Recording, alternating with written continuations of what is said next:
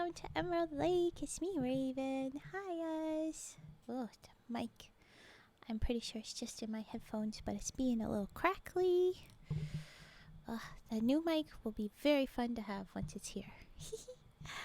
Okay, hello, everybody. We're doing some more SCPs tonight. Boop-a-doop. We're going to be finishing off that Adam Wheeler Saga, at least the part 1 part. Which I guess, okay, the way Dew wrote it when suggesting it in the Discord story sharing section, it was like Act 2, Part 1, which suggests that all of this Adam Wheeler is one act that goes after the Marion Wheeler Saga, which would make the sense. It would make lots of the sense, and I think it's cool. But anyway, we're gonna read more of that, and I'm excited because I want to see these two sort themselves out and remember their love. But it's SCP, so it'll probably go all very, very bad. Oh. One thing I might be doing tonight while I'm reading is keeping my hands busy, just because I'm trying to combat my brain fog. Sometimes it's just silly. It's bread is there instead of brain, but other times it gets me really frazzled. So to try and not have the bread to the point of frazzle, I'm going to do some cranes, more of that, keep my hands busy and do stuff. So if you hear me counting, it's just me counting my cranes that I've made. I might not need to. It might be fine, but yeah. PTW, are you reading the entire Antimemetics storyline? I mean, I'm reading what Dew suggested. I'll pull up exactly what we had. It's loading, so...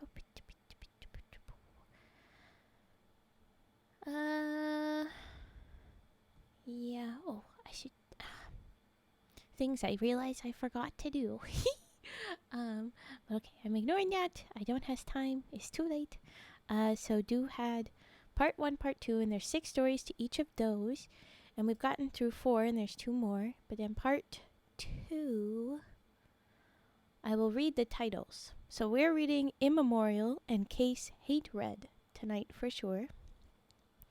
And then the next ones are Ará Orún, Unthreaded, The Wild Light, Blood Brain, Tombstone, and Champions of Nothing.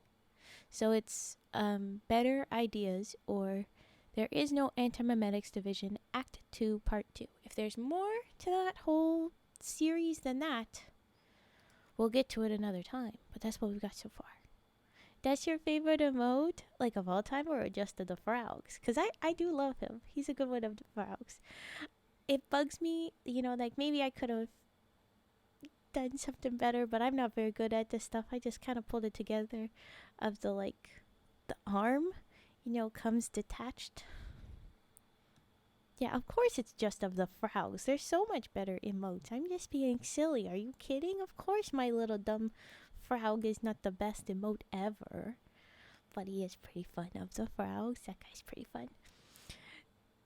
I still think it's the gentleman. For me, because that was just such a random, I'm like, I want to make a silly little dude. And then I did, and it was still when I was doing most of it just still on Canva or something. So, little gentleman.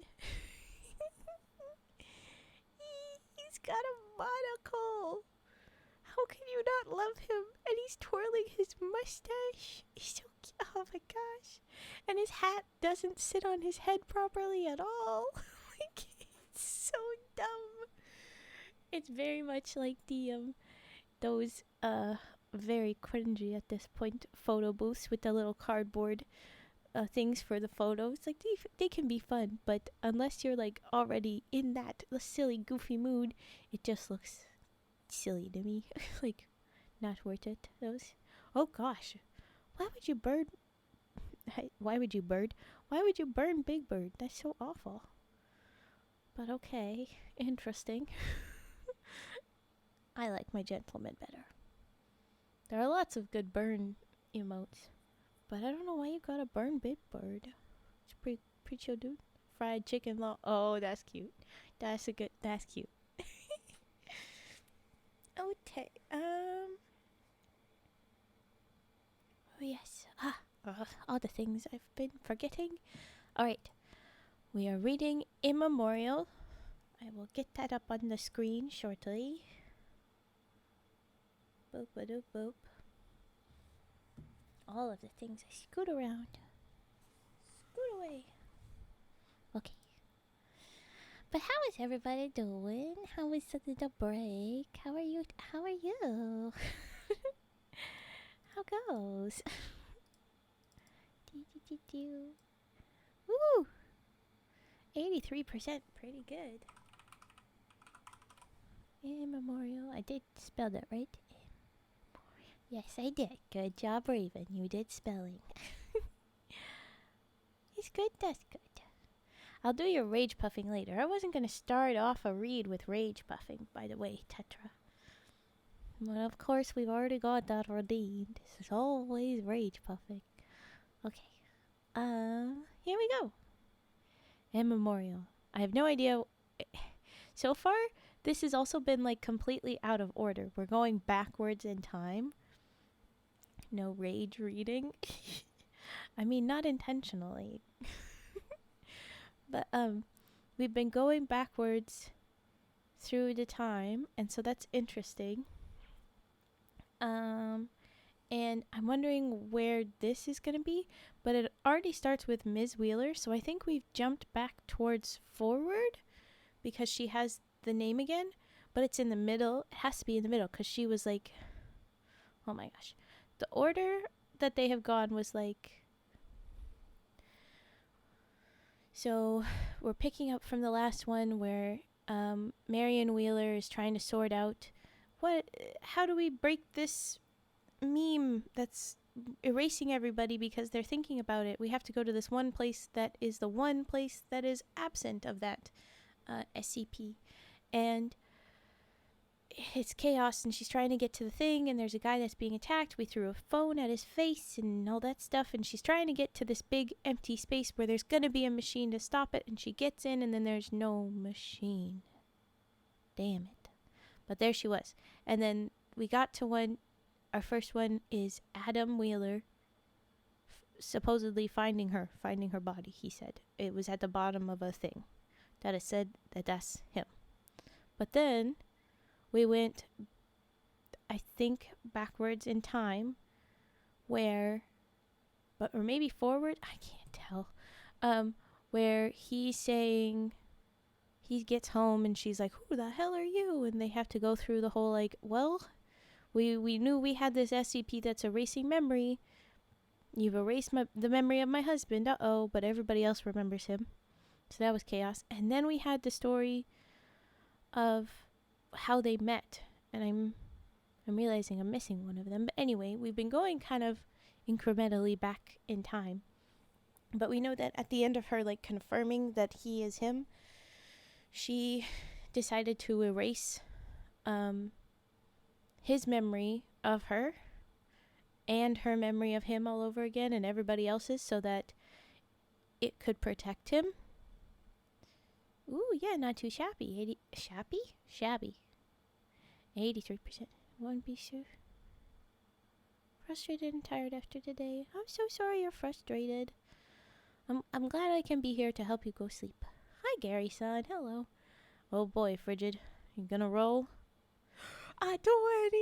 You did it again where you called out 19 and then you beat it. Bam, you did it. I know you get angry at that, but I think that that's still pretty freaking like great. Finished all the SCP stories? Oh no, we'll never be done. But yeah. There's over 8,000. Yeah, exactly. We'll never be done. But I'm trying to... Oh, Tetra, another 20. Look at you two. Freaking perfect. But, okay, so we're starting off with she has the Wheeler. It's Ms. Wheeler. And it says Marion Wheeler. So we're somewhere in the middle again where she has his last name. Because there was before they met. She's going by her maiden name. And there's after she's erased everything. And she's going by her maiden name again because she, in her head and everybody else's idea of how that went, she never got married. So here we go. This is a little bit of chaos. Just gonna hydrate. Rearrange myself just a little bit. Hold on. You can back up, Mike. Eep. Okay. I think that'll work. That'll work.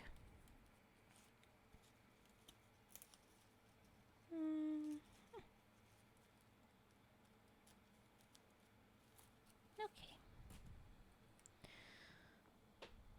Only counting EN main lists.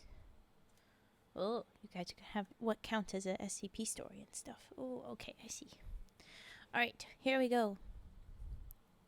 Mrs. Wheeler. Or sorry, not Mrs. Ms. Wheeler. Ms. Wheeler.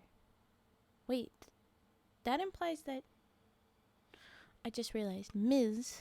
implies that she's not married. That she is divorced. So what does that mean? Is this the timing of... Because I thought that she went back to her maiden name. Why would she... Did they make her memory think that... Oh, no, right. She said, my husband's dead. Oh, she didn't erase her memory of him. She made it seem like he had died. Oh. Okay, so she's Ms. Wheeler. This is after she's erased it, I guess, then. Okay. Ms. Wheeler, Ms. Wheeler. Someone's yelling. Marion Wheeler had just finished a scheduled inspection of SCP-8473 and is about to go for a cigarette. Someone is running up to meet her outside of SCP-8473's containment unit. Wheeler recognized her as Dr. Eli Moreno, a trainee field researcher who joined the Amnestics Division only 6 months ago. I am bread. I am. It's very bread. It's too bread lately. Ugh. Anyway, okay. Only joined 6 months ago.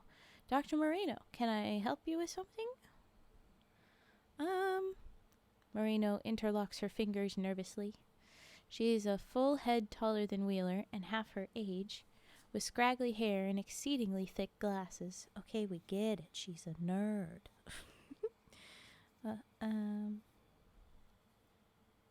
I looked away and now I don't. Oh, she lacks experience, but she is very smart. She is learning very fast. In another year, she'll be among the best people the division has, or has ever had, and Wheeler is looking forward to that. We love women supporting women. Wheeler loves nothing more than competent people. Yes. Still, as the pause lengthens, that day of competence seems to be in the future. Okay, wow, all right. Dr. Moreno, I normally expect my people to get to the point a little quicker than this. There's a stone in the forest behind the site, Moreno blurts. It's monumental, in italics. It's like a skyscraper. It blots out the sun. Do you know what I'm talking about? Yes. Is this because you took your first routine dose of OPS grade Nestix this morning, yes? Moreno seems alarmed. That's how it works? Something that big can just be right there and we don't see it? Yeah. Wheeler checks her watch and mentally moves some scheduled appointments around. Extend this quote-unquote smoke break to the rest of the afternoon. Leave the scheduled inspection of SCP-3125 where it is. No! Don't ever mess with that one. We've got to be careful. Okay. That's the war we're fighting. Anyway. Review promotion cases after the gym instead of before. Evening meal. At this rate, never. Moreno, suffocating under the weight of follow-up questions, finally asks, "What is it?" Wheeler gestures to her left down the corridor, indicating that she is about to walk and that Moreno should follow her. I will show you.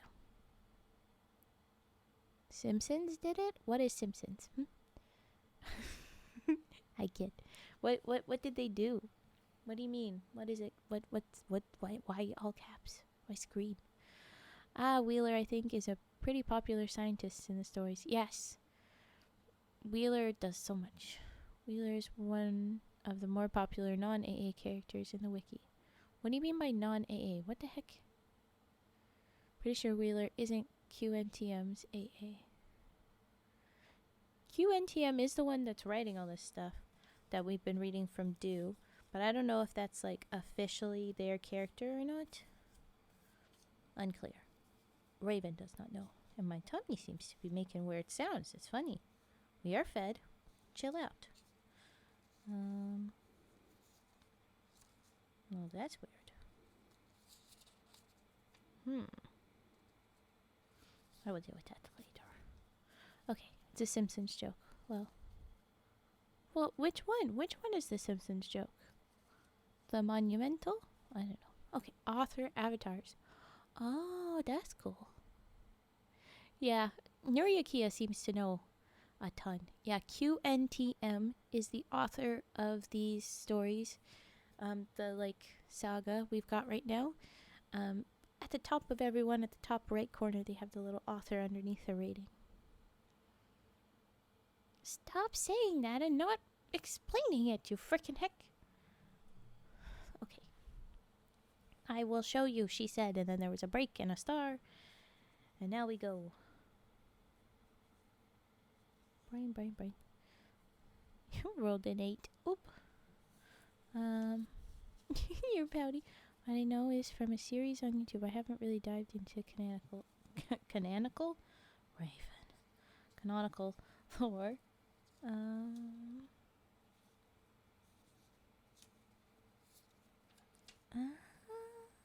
I'll sort that out another time. Come here. Papers. I told you I might do stuffs. Okay. What do? The star, the break, and we pick back up with, in the database, it's SCP 9429. Moreno hasn't read the entry. She doesn't have access. And you're giving her the access. What if Moreno is a spy? Okay, sorry. The stone is a single, unbroken, 91 by 91 by 147 meter vertical cuboid of ancient, weathered, dark basalt. Basalt? Okay. It sits at a very slight angle, leaning fractionally to the north. Its regular angles clearly mark it as a carved object, a human-made artifact. It rises out of the forest to the east of Site 41 and dominates, not to say obliterates, the views in that direction from the windows of the site's main block. It is, by volume, massively bigger than the site itself, even including its underground extents. It blooms. It is absolutely unmissable. The idea that anyone could fail to notice it for any period of time is, Wheeler has to admit, more than a little unnerving. Oh, I just realized. Scroll. We need to pause. Fat, can you pause all of the origami redeems? Sobbing. Why are you sobbing?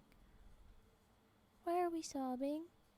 Before they started doing SCP versus SCP content, they released just the entries, stories about them. Ooh. Okay, I need to not get us distracted. This is too much. Okay. It moves, it's unnerving. Wheeler leads Moreno up the short forest track to the stone's perimeter, and then right, following its perimeter, in its shadow. It's a wet day, and rain is dripping from the very top edge of the cube, as well as from the conifers which grow right up beside it. The rain makes a constant white hiss, deadening other sounds. Thank you, Fat. There's a weak antimemetic clouding effect surrounding it, Wheeler explains as she picks her way along the track ahead of Moreno. To most people, it's effectively invisible. You've been up to the top of some of these other hills, I'm sure. You should have seen it clearly from up there as well, but you looked straight past it. That's normal. There's a related effect which removes people's memories after they've visited the stone. That effect is much stronger. It'll cut right through your nestic drug regimen and mine. So we'll forget about all of this, Moreno asks. Wheeler holds up a battered little notebook and a cheap blue ballpoint. Moreno understands. She is carrying a notebook and pen as well. Information suppression is a complicated spectrum. Sometimes a written note is the only thing which will make it out of a zone, which suppresses memories, electronic data, radio signals, and even audible sound. Alongside the mandatory foundation issue, brick phone, in quotes, many Antimemetics Division operatives habitually carry some combination of an instant camera, a mechanical tape-driven dictaphone, a notebook, a walkie-talkie, ... Not that Moreno was expecting to need anything today. Ooh, okay, how's this gonna go? Of course, Wheeler continues. One side effect of the clouding is that I don't exactly remember the way. I guess we could set up signposts, but somehow it never gets done. ... Not because of antimemetic effects, you understand, just plain laziness. ... Ah, this way looks the way up. What are they gonna do? What are they getting themselves into? I'm worried. They come to a passage in the side of the stone. In fact, it is not a passage, but a tremendously deep groove, cut all the way from the top of the cube to its base. A slot within a thin line of overcast sky, visible overhead, and steps leading up. Wheeler begins to climb, and Moreno follows. They climb in silence for some minutes. Moreno stops a few times to write down a note or two, hunching over to shield her notebook from the drizzle. Then she hurries to catch up with Wheeler, who maintains a steady, indifferent pace. Some time after Moreno has lost count of the steps, the stepped groove makes a 90-degree turn to the left and continues to ascend. Wheeler stops head above Moreno and turns to quiz her. What do you have so far? What is this place? Moreno asks. You tell me. Moreno hesitates for a moment. Uncertain where this is going, she checks her notes. Well, geologically speaking, this stone is an alien. At first I thought there had been a mountain on this spot which was excavated into this shape by human hands. But the rock itself is wrong. It's different from the mountains and hills near here. You'd have to travel at least 500 kilometers to find basalt like this, which means it must have been excavated elsewhere, maybe carved there, and moved here. Wheeler says nothing, but her demeanor seems to indicate that Moreno is on the right track. Which isn't possible, Moreno continues. This is a single stone. Judging from its dimensions and density, it must mass north of 3 million tons. Tonnes, tons. That's now after carving, and that can't be done. Human civilization cannot move objects of this size, not in a single piece. The technology doesn't exist. Hello, Chiquitas. Oh, that's the name of 3125? We saw that. I didn't know how to describe it. That's the little symbol I saw last time. So thank you for that. Where was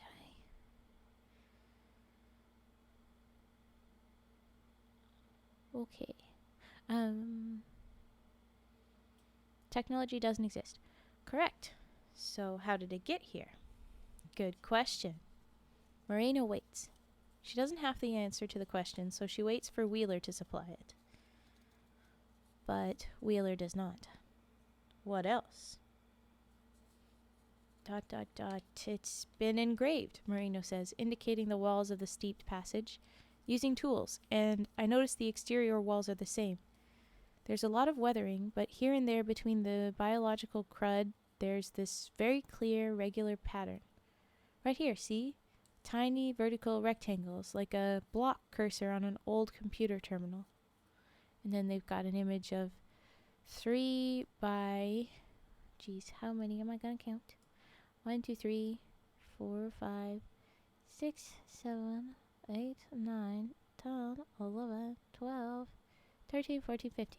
3 by 15 of the little black rectangles, teeny tiny redacteds, just to show what they mean by the vertical rectangles. Or a tombstone in typography, Wheeler suggests. Moreno blinks. ... Yes, it's a uniform pattern. Very detailed work. Oh! Hello, Ember Flakes. Forget ASMR. I'm tired of that. I need this to sleep. Well, I mean, we do both. But hi. Welcome in. Welcome in. Get cozy. I hope you fall asleep easy. Where was I? That's a very nice. Welcome. It's good to see that one again. Okay. I think what is it? Very detailed work, which would require quite good tools even by modern standards. I think this pattern is supposed to cover the entire exterior of the stone, and if that's the case, the blocks are so minuscule and the stone is so large that there must have originally been hundreds of millions of them. Correct, Wheeler says again. Anything else? Moreno thinks for a minute. She stares up into the rain, reflecting on the atmosphere that the stone, or sculpture as she supposes it would be better described, projects. Loneliness, quiet, desolation, awe, intimidation, and some fear. Although, with that intimidating, fearful atmosphere, there's no sensation of danger, no threat. We considered ourselves to be a powerful culture, she says aloud. Wheeler hears this, but asks no follow-up question. Apparently satisfied, she turns and continues climbing the steps, and Moreno's follows.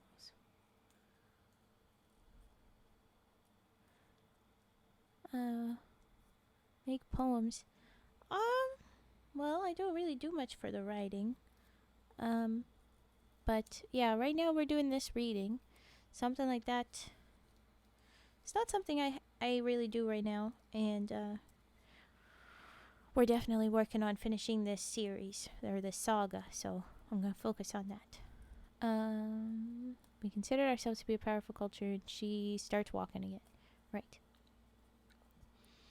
The passage makes several more turns, carving out an erratic, squared squiggle. Moreno makes no further notes. Her knees are about ready to explode by the time they reach the top. They emerge, blinking at the light, on a wet, wind-swept, slightly slanted plateau. There are more of the tiny tombstone indentations underfoot. The edges of the cube are some distance away, but they are not marked. The dark gray surface just ends at a straight line not far out, and the horizon itself is below it, not visible. This gives Moreno some vertigo, particularly since the surface tilts toward one corner, and the engraved basalt underfoot is slick, wet, and getting wetter. Oh, this is very dangerous. How did you not see that this was dangerous, Wheeler? What are you doing? Ugh. There is a small cluster of Foundation scientific equipment up here. Hey, okay, cool. Chunky, weatherproof units stacked up under a canopy. There's a table with a rugged, beaten-up computer terminal switched off. Further away is a diesel generator. Wheeler ignores the equipment and paces away in a different direction, facing away from Moreno and out at the sky, playing with her cigarette lighter, although not actually lighting anything. The lighter is actually a tiny propane burner intended for lighting stoves, given to her by her mother before she died. Wheeler no longer remembers this. Aww. Why you gotta tell us that then? Frickin' story. Moreno waits for a while, folded arms for warmth, gradually getting wetter. She doesn't seek cover under the canopy because Wheeler hasn't. She senses that something is about to happen. Wheeler is normally quite poised and ready and difficult to read, but she looks apprehensive, upset even. Focused intently on the lighter flame. Wheeler seems to be unable to look her in the eye, as if she doesn't want to push through with the next part of whatever is actually supposed to be. This is actually supposed to be. Orientation? Initiation? Hazing?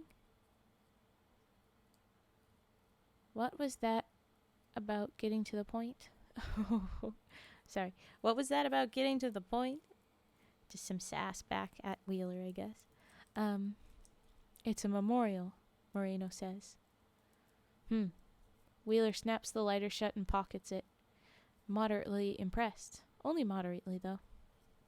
That's right. Of course, I practically told you that when I mentioned tombstones. How many antimemetics wars have there been? That gets her. Damn. So much for slow-burning theatrics. Someone told you? You read the entry? Moreno looks at her shoes. No, really, I've never seen this place before. I was just guessing. You look embarrassed, Wheeler says. You're embarrassed that hit you right. Ah. You're embarrassed that you hit the right answer 30 minutes before I was expecting you to. You think you've shown me up, right? Eli, look at me. She looks. Keep operating at that level. Don't slow up for my benefit or anyone else's. It's important. Ooh. Will you tell me why we're here? Moreno asks, for what she hopes will be the final time. And in another part of her mind, a fatal chain of calculation starts. Uh-oh. There's a star, and it's the story break and picks back up.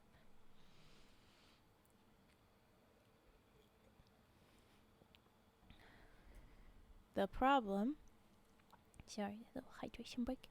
The problem, Wheeler says, is that every single person in the world with reliable access to high-grade nestic medication works for me, here, and the division is pitifully understaffed. There are 40 of us, including you and me, and 40 pairs of eyes is not enough. We cannot look at enough of the world at once. There is an appallingly large percentage of the world which no human has ever properly looked at. This is unbearably limiting to all forms of antimemetic research. Anti-meme biology, antimemetic paleontology, antimemetic cosmology, antimemetic archaeology. These disciplines, all of them, barely exist. They are nowhere. Nevertheless, we have seen this culture's cities. One or two still exist. Pure dumb luck is how we found them. A division researcher takes a vacation, drives across Nevada while still on the dose, sees something on the horizon, that sort of thing. The cities are physically ruined, and there are heavy antimemetic effects shrouding them, which make them nearly impossible to study, even for us. Large, simple things, like the stone, survived better, but even so. ... We think this stone was one of the last things they built before they died out.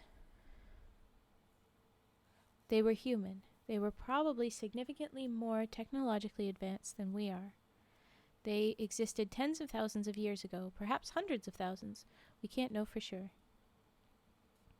It's difficult to determine what really happened to them because their entire cultural memeplex was lethally irradiated.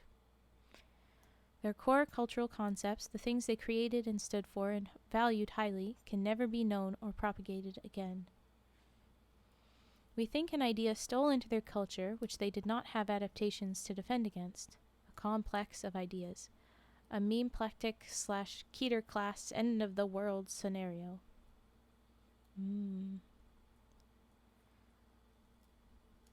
Wheeler pauses, letting the rain patter for a significant moment. And we just forgot? Moreno asks. The rest of us, who survived the war and became modern humanity, you and me and everybody, we, looked away? And walked away and moved on? Yes. Oh, sorry. Good night, Ember Flakes. Oh, eat well. Take care. Where was Yes, Wheeler had said. Moreno staggers, vertigo swelling up and briefly getting the better of her. Oh no! I missed cages. For whatever reason, it got turned into the rest of the bot words. Good night, Cage. Take care. I'm sorry, okay? You looked like my bot for a second. I didn't mean to. I did warn you guys that my brain is very bred. It's not very operational. Cage night wings going to sleep. All separate words. Oh, what's that? What's that mean? A love beam? That's so cute. Thank you, Cage. Oh, thank you, Fat, for tucking Cage in. Cute little tucks. Okay. Eat well. Take care.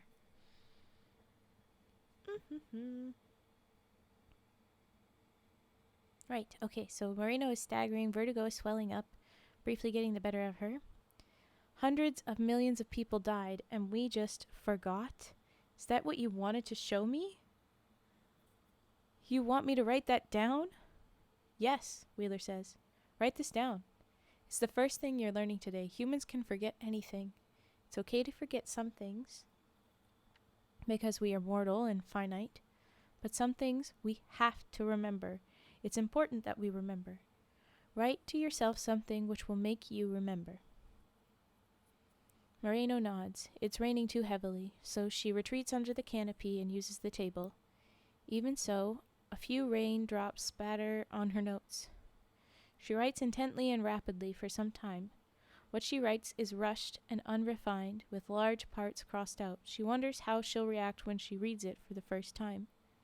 After a while, Wheeler joins her under the canopy. Moreno, staring at her notes, asks Wheeler if she doesn't already know the answer. As if she doesn't already know the answer. And the second thing? Wheeler says, it is possible that their culture had an equivalent to the Foundation.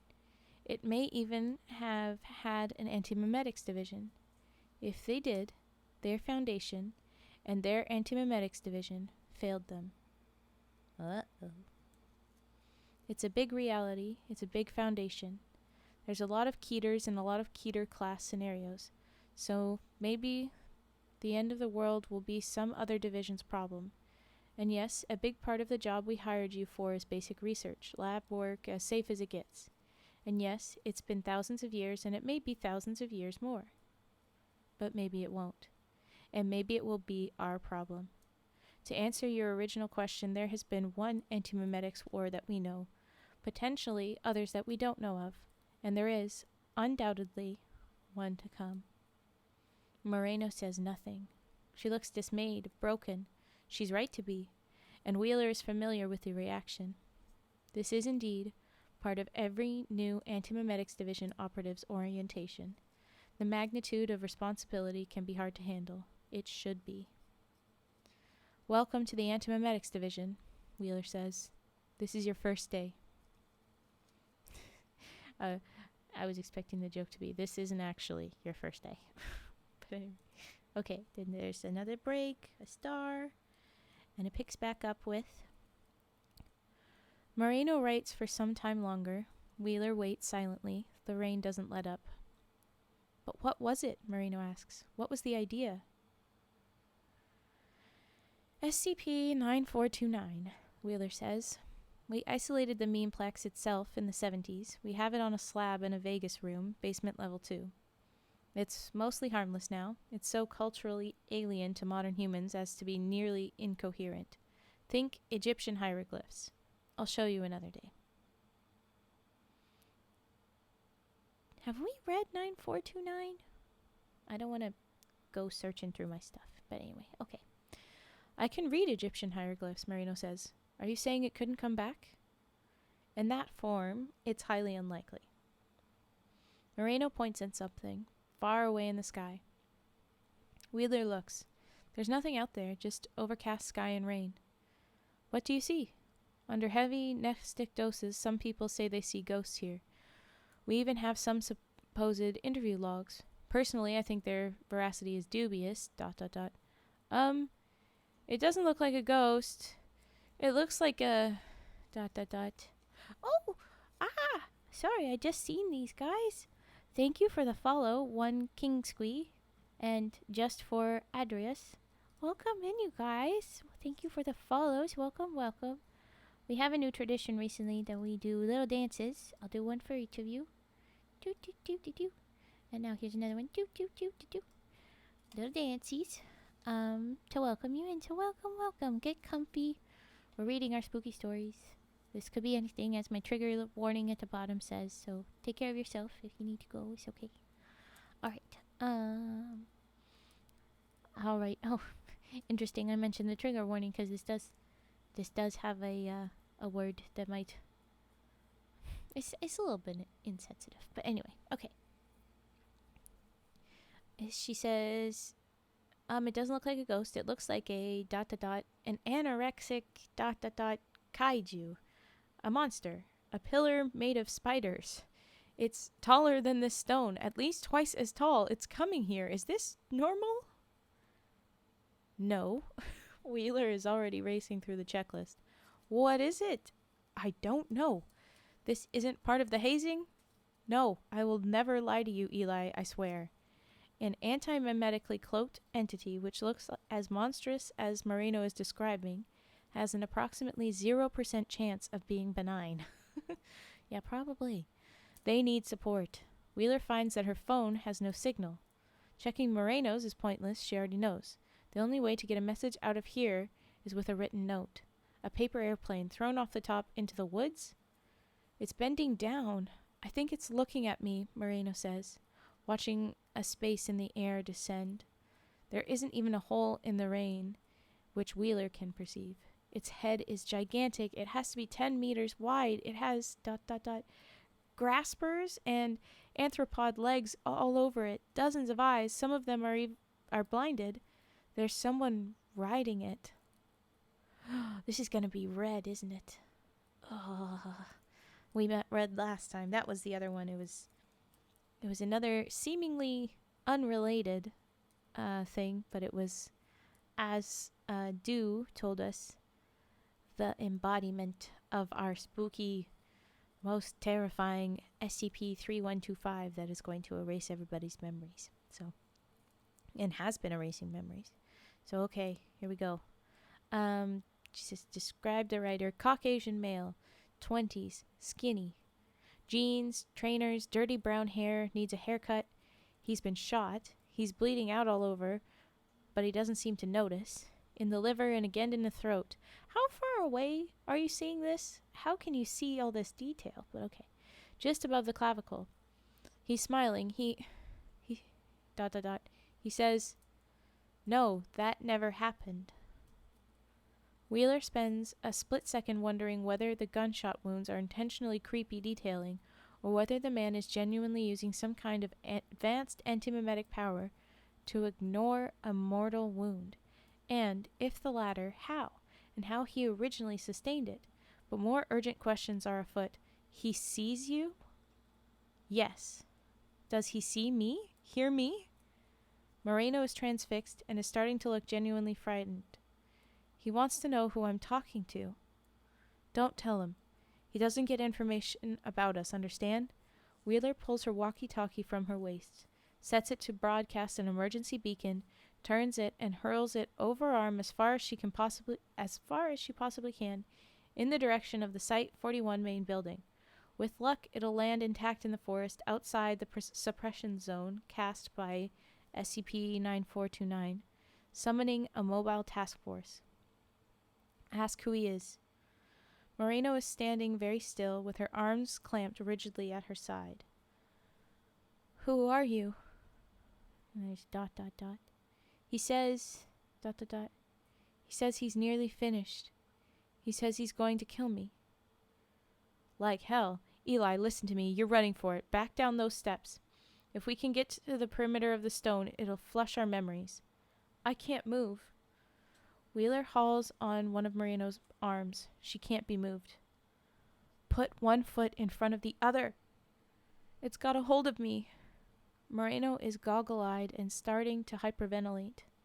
Wheeler disengages and surveys the situation. She can't see or touch any grasping spider legs, or the monumental face which Moreno can't look away from, or the rider. But she believes Moreno that they're there. Real for some value of real, in quotes, real. She claps one hand to her side, but of course she isn't carrying her sidearm, because this is a safe SCP on a safe site, and why would she be? Not that it even makes a difference when this mythical rider is able to laugh off gunshot wounds. There aren't enough options in front of her. She very badly wants to swear and bites down hard on her tongue. Go ahead and swear. Like, who gives a fuck? Okay. Moreno screams. Eli, Wheeler shouts. Don't look at it. Look at me. I can't. You're stronger than this. I'm not, Moreno cries. You're the best we have, Wheeler says. I'm not making that up. You're seeing this thing when nobody else could. That makes you smarter and stronger. You can fight it. Invasion drill. It hates us so much, Moreno says. I can't think through it. I can't see. Please. Please don't. Wheeler knocks her out. She circles behind Moreno, plants one hand on her shoulder for stability, and punches her behind the ear. Moreno sags in place, then falls towards her knees. Wheeler is just about able to catch her before her skull connects with the ground. But she didn't hit her hard enough. I don't know what this means. Oh. Moreno fell before she could hit her properly. Moreno is unconscious only for a second. She struggles as she comes back. Oh, okay. So she's back. It's like she's waking from a nightmare into another nightmare. She clutches at Wheeler's hand. She can't scream. Her heart stops. Oh, no. Wheeler rolls her over and administers CPR, but without equipment, there's very little chance of her restarting Moreno's heart. Nobody's coming. She didn't throw the walkie-talkie far enough. It's almost 15 minutes before she gives up. So she did give up. Oh, that's awful. Okay, and it's a break in a star, and it picks back up with...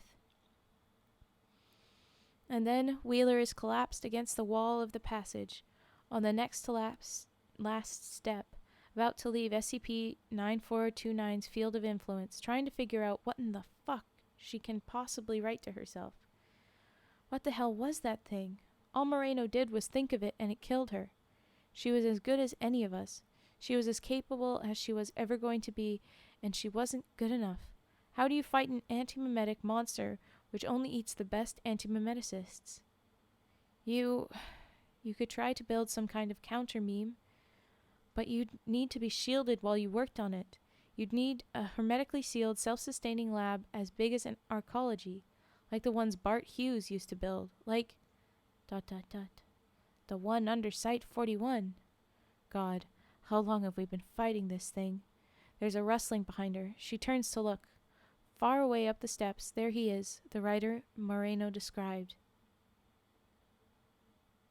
A scrawny young man with a hostile frown and, yes, 2 steadily oozing gunshot wounds. His shoes are soaked in blood. He calls out, "Marion Wheeler, I owe you for the lake." Wheeler stands up. She doesn't know what lake he's talking about, but she says nothing. I think I remember us reading something about a spider on a boat, right? Oh, Nuriaki, do you remember making us read a spider on a boat story? Because I feel like that was something. Tetra, you hit us with a dead. So insensitive. Moreno's death is not a joke. Except that was a pretty good joke and a very cute emote. I like it. Okay.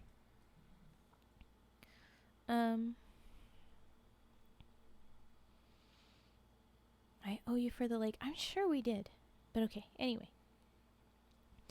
Wheeler stands up. She doesn't know what lake he's talking about, but she says nothing. The writer gestures. Blue and brown and black spiders of all sizes cascade around the corner, flooding the passageway up to his knees, pouring over his shoulders, tumbling down towards Wheeler. They make a strange, organic rustling as they pour like wet leaves. There must be millions of them. The spiders would probably be much more effective if she was at all afraid of them. She really doesn't give a fuck about spiders. Cool, that's nice. It's too bad. She's just learned a great deal about this entity, that they have history together, and that it personally dislikes her, and that it apparently has a humanoid mouthpiece. Marvelous. And a lousy imagination. But she has only a second before the cascade of arachnids overcomes her, and that's not enough time to write a single word. Moreno's death, then, was for nothing. She steps backwards over the threshold. Dang. Can't remember if you read about it. Must be the antimemetics. Did you write it down?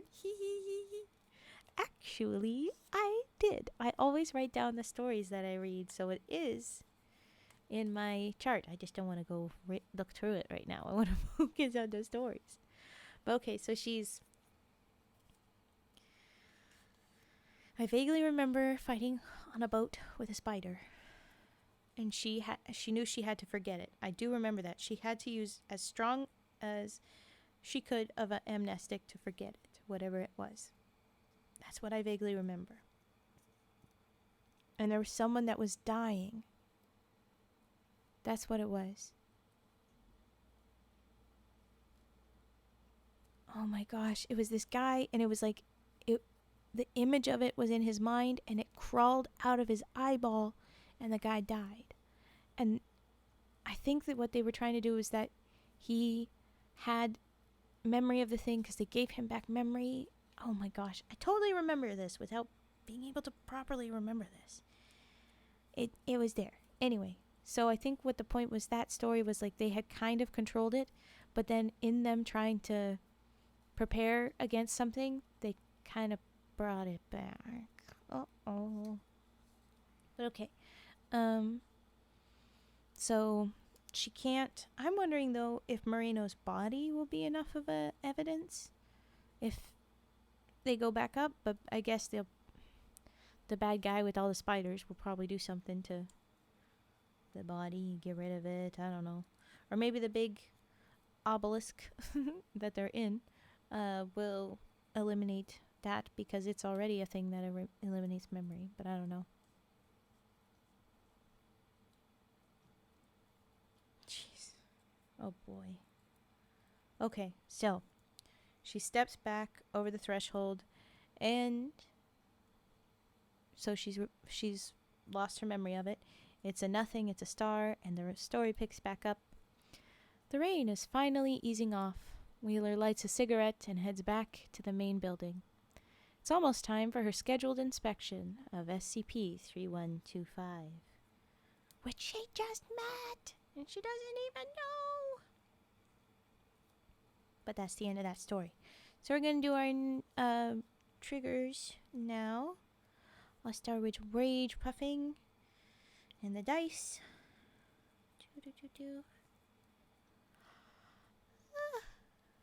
Big yawn. Okay.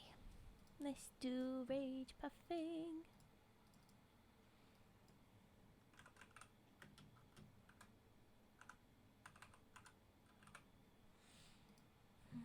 I have pretty well no energy, so if this is a bad rage puffing, I blame the bread. Okay.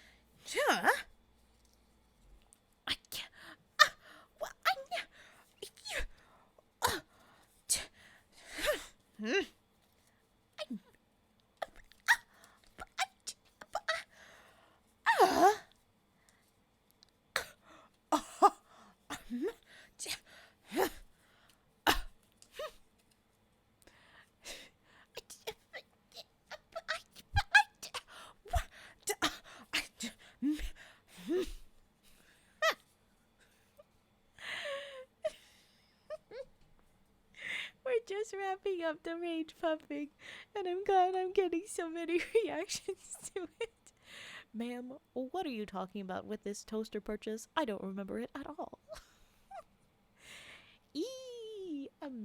Antimemetics joke is so fun. And yes, of course, you guys hitting me with the rage and the bit. Those little jokes, I love them. They're good.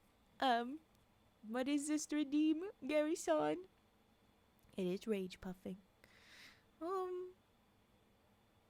Yes, it's true. Thank you, Turt Boy. They are always in the top left if I am using enough of a brain to remember to say it and to remember to change it. But yeah, so, Scooby Bobby, let's go. Freaking 103% Riz. Damn. But Gary-san, basically, I had the brain. I had an and a redeem that somebody like had a spoonerism for, so they mixed up the two letters, and it became, instead of page ruffling, rage puffing. And so, ta-da, the rage puffing. We were all like, well, what's that supposed to be? And I was like, kind of sounds like when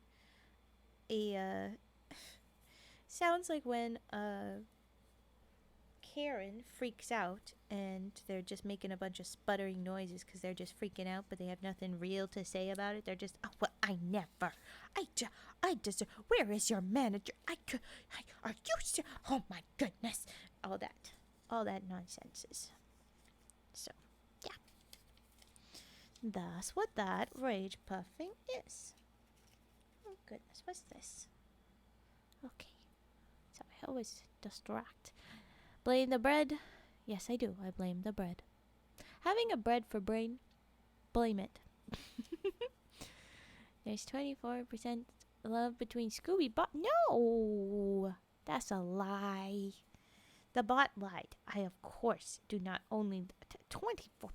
That's bullshit. Bullshit. No. I disagree vehemently. Huh. How dare you? How dare you? Sacha Baron Cohen and Les Mis in my head. How dare you?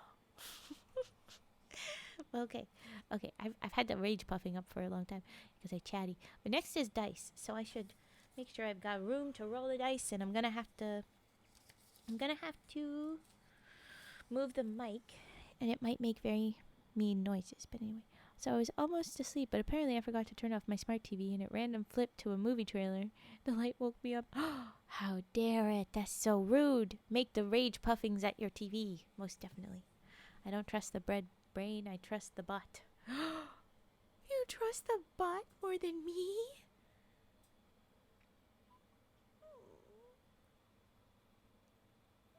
Ugh, my freaking motto.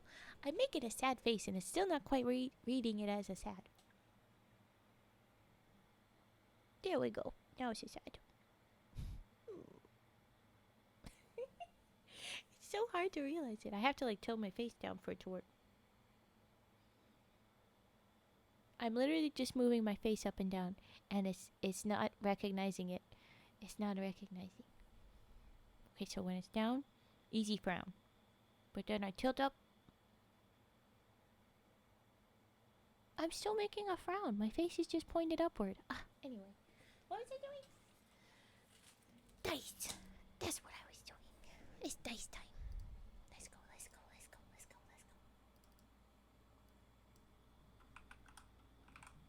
Dicey. Do you remember 3125 appearing in 6820? I don't think I do. I'm sorry. Ooh. I'm not the best with the memories in the first place. I feel like that's how I'd survive anti-memes. It'd be like, my memory's spotty enough that I would probably survive. They'd be like, here and there. I'd be like, I'm gonna die. Oh, wait, what was I freaking out about? I don't remember. Oh, Turt, that's so sad. Your riz is so bad. Oh my goodness. I'm sorry you're sick. I lost that in the things. Sorry you're sick, Tarova. But that's what you get for wanting to eat my bread, my brains. You're not late, TJ. I don't keep attendance. Why? Where was that? Why do you love Turtle more?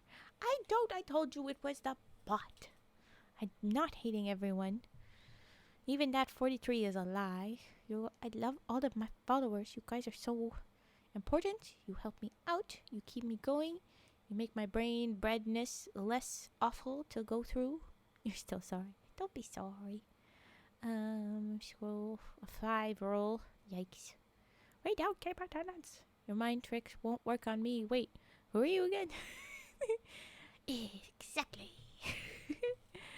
Help with my day. That seems about right. I'm sorry. No sorries. Yes, stop apologizing for attendance. I forgive you, however, you must be punished. Triple skeleton death attack. Turn your bread to toast instead. I don't know if that would help. Okay, I'm going to move the mic, and you're going to listen to dice. For frick's sake. It might be noisy. I'm sorry if the mic is mean. Okay, so far so good.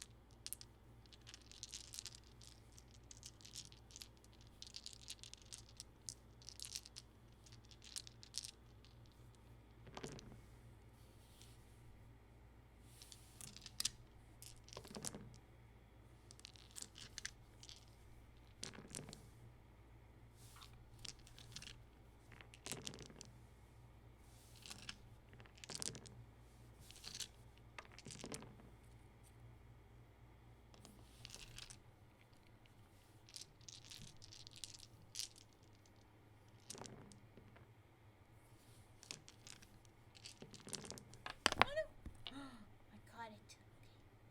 Roll again, little buddy. Alright. It almost fell on the ground.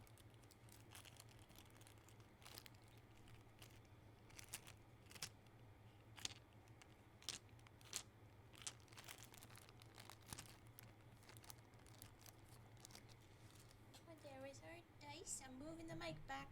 Morning. Ooh. It made a little bit of a not so nice. But okay. What was going on in there? I see a bonks. What's going on? Time to attempt sleep again. Yes, very good idea. Stop apologizing. Oh, sorry. Bonk. And bonks back at Tetra. We don't need to do the bonk. Go ahead and lurk away, Turt. Eep well. I hope no more flashbangs from the TV. Good tuck. Yes, DJ doing the job. Doing a tuck. Good night. Yes. Sunbeam special. Ooh, that one hasn't been redeemed in a while, Nariakia. That's gonna be good. Oh, I had pets too. You guys are sweet. And then you slap. Never mind. No more. And bonkers. Who's bonkers? And a mushroom with a knife. The mushroom's glowing eyes. I'm here for it. Yeah. It's funny because when I read it, it says ever foo knife, but you could also, because the K is silent, it kind of reads as ever fuck knife. which is funny. Oh, hydrate, thank you. Thank you for hydrate.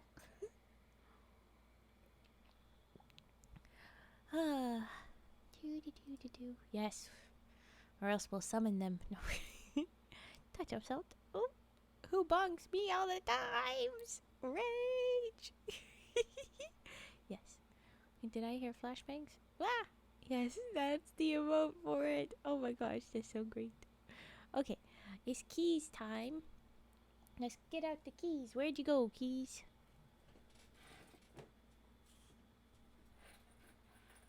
Hold on. My model is freaking out, but I'll be back.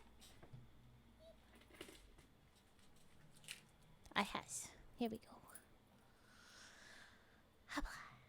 Okay, keys.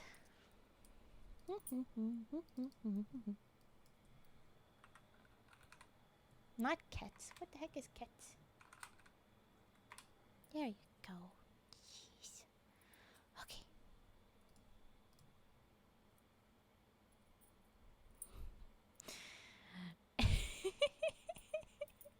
You deleted your own message once I came back. You little shoot. Okay, here we go with keys.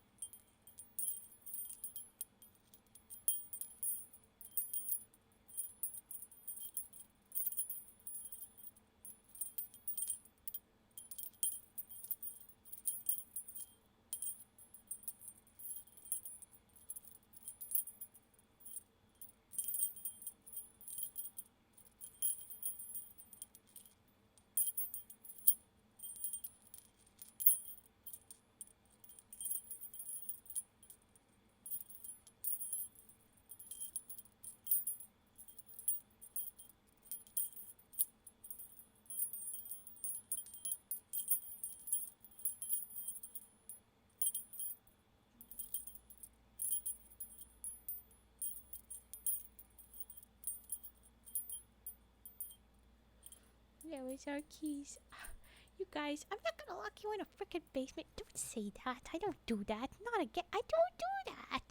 But first I will say, scroll, scroll, scroll. Chat, I think she knows. Run! I do know, but you're fine. You panic, little red panda. Breathe, mask. It's okay. Scooby, why you sob? Why you threaten your mushroom with another mushroom? And then, Foundation researcher, that's so cute. That's so cute. The little, I hear keys where, and the hands up. It's so cute. Welcome in. It honestly, that message made me think of like, it was a doggo that was like, I hear the keys.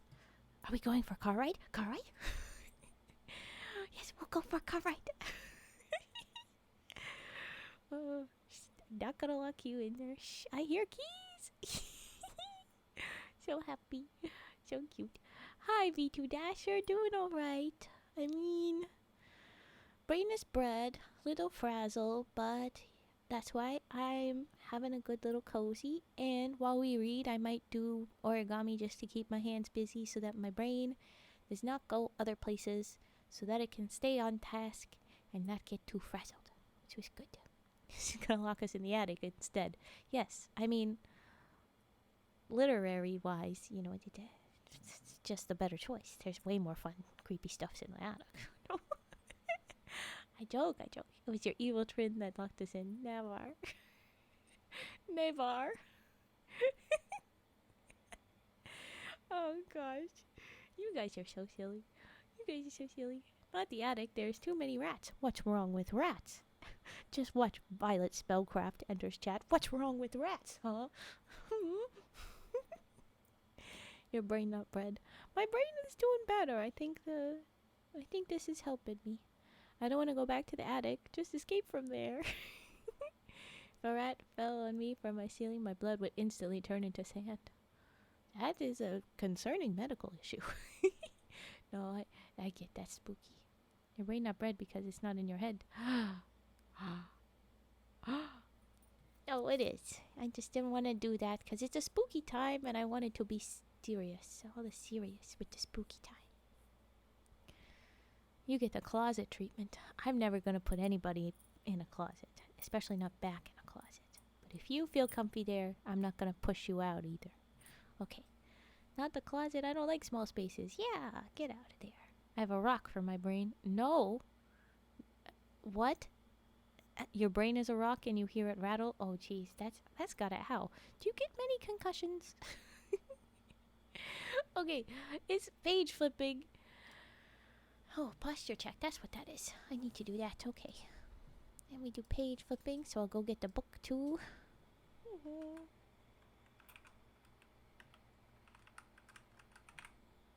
Okay. DJ, I have no brain. Dance, dance. Fat seems to agree with the loading sign. I'm on life support. The rat ate half the rock. The rat ate a rock? I imagine the rat's also on life support. Just you and the rat in the ICU. Okay. Also, I'm pretty excited because I'm almost done with my animation. It's not super relevant, but I'm very excited. No, that's awesome, Mask. You are always working on that, so I'm so glad to hear that you're working on that. I have lots of those loading emotes. You do. I see them a lot. Little grain of sand up there. Sometimes it falls out, so I go to the beach and fill all my ears with sand. That's not good either, friend. Rocks are not for eating. Rocks for decoration. Sand is for eating. Oh my gosh, you guys are a mess. Little Nancy. Look at the rat and the frog, Nancy. Oh jeez, all of the loading brains. Stop threatening the poor little mushrooms. Oh my goodness, I'm getting too distracted. You guys are so much distraction. I'm going to start flipping pages. Here we go. Oh, I have to move Mike just a little bit. Okay. I'm sorry.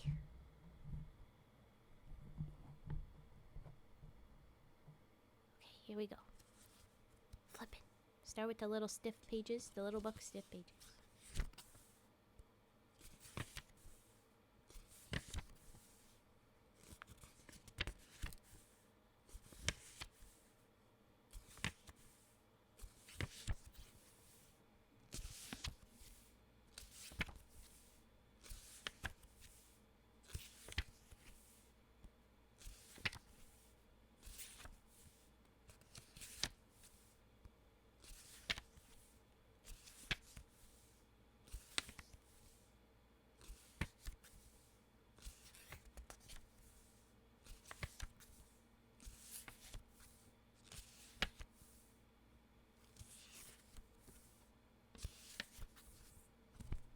There is a little book. OMG, she actually sat. Who, me? I've been sitting this whole time. Ha ha ha ha. Little conspiracy. No, okay. Here we go with the big fluffy book now. Big fluffy book.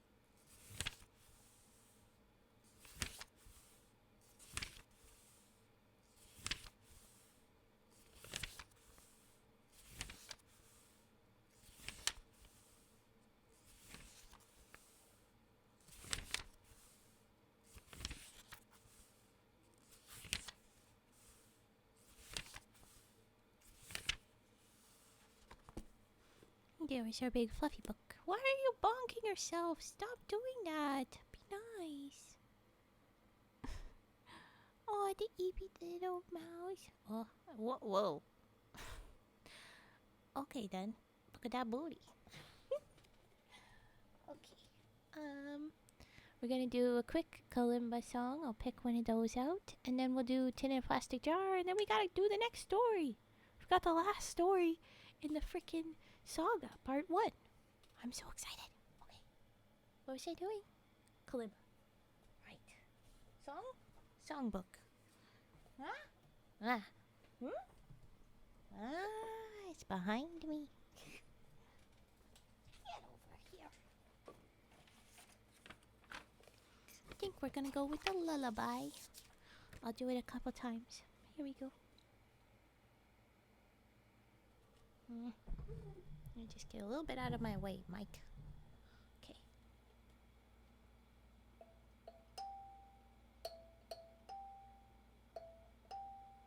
Sorry.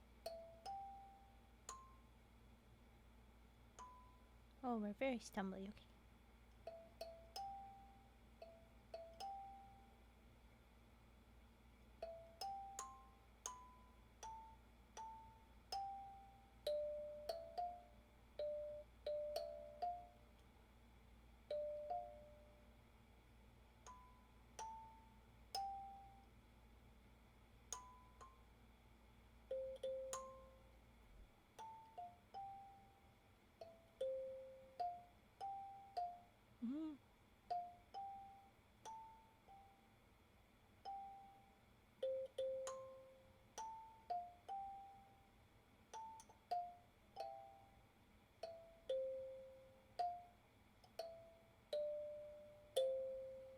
Okay, we're gonna try again.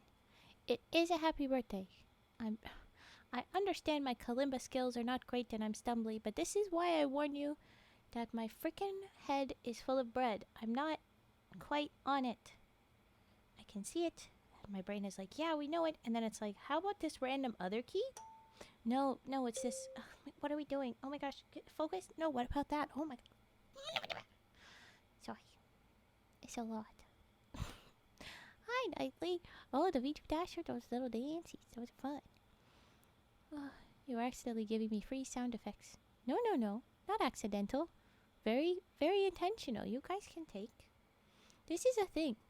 If when I eventually put them on YouTube, I'll even add in the description that I'll be like, go ahead, use these.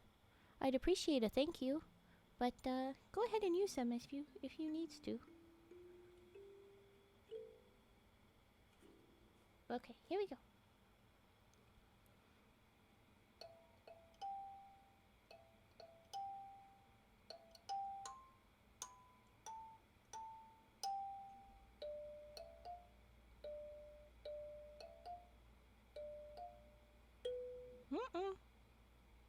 See, this is one of those brain... It's not working. Okay.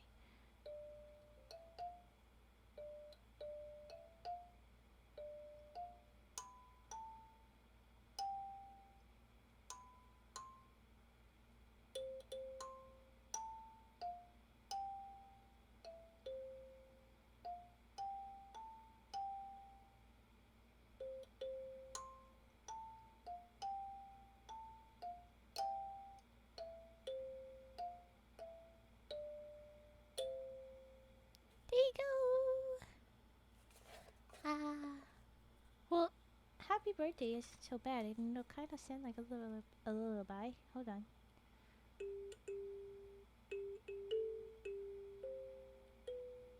If you just go up a bit.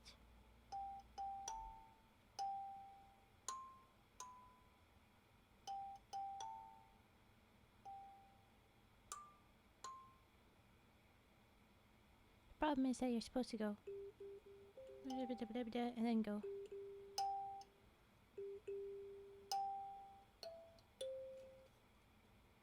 Yeah. So it's kind of hard to go up with my particular one. I need one more little bit up, but yeah. Happy birthday, Raven. It's no birthday. Will we play?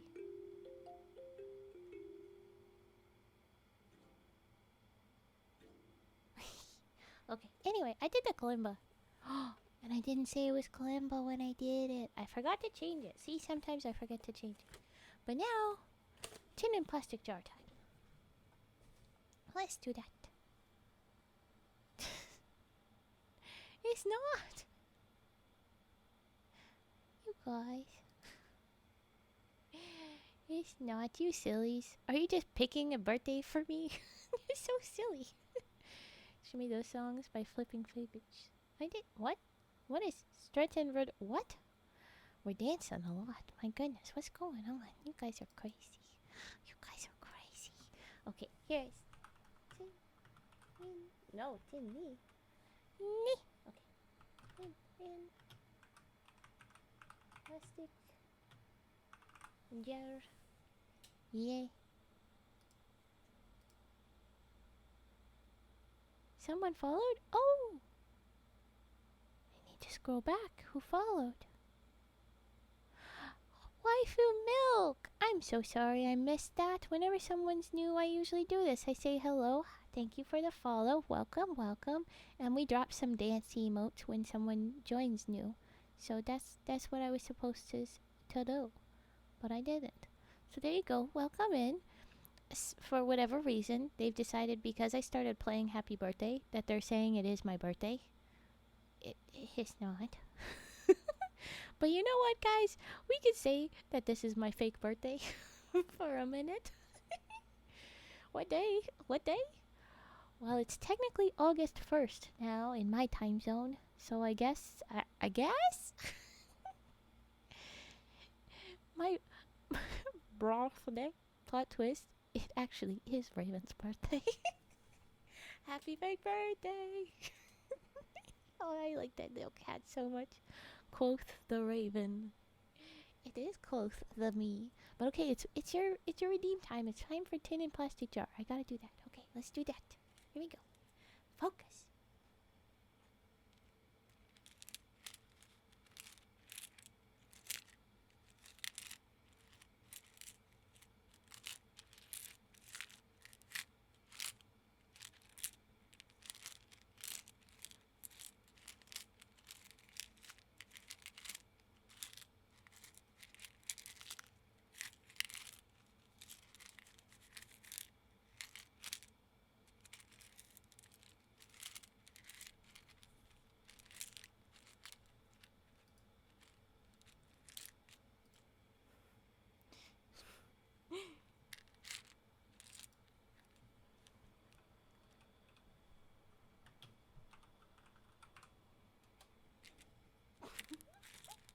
I had to reseal you back. Okay, sorry.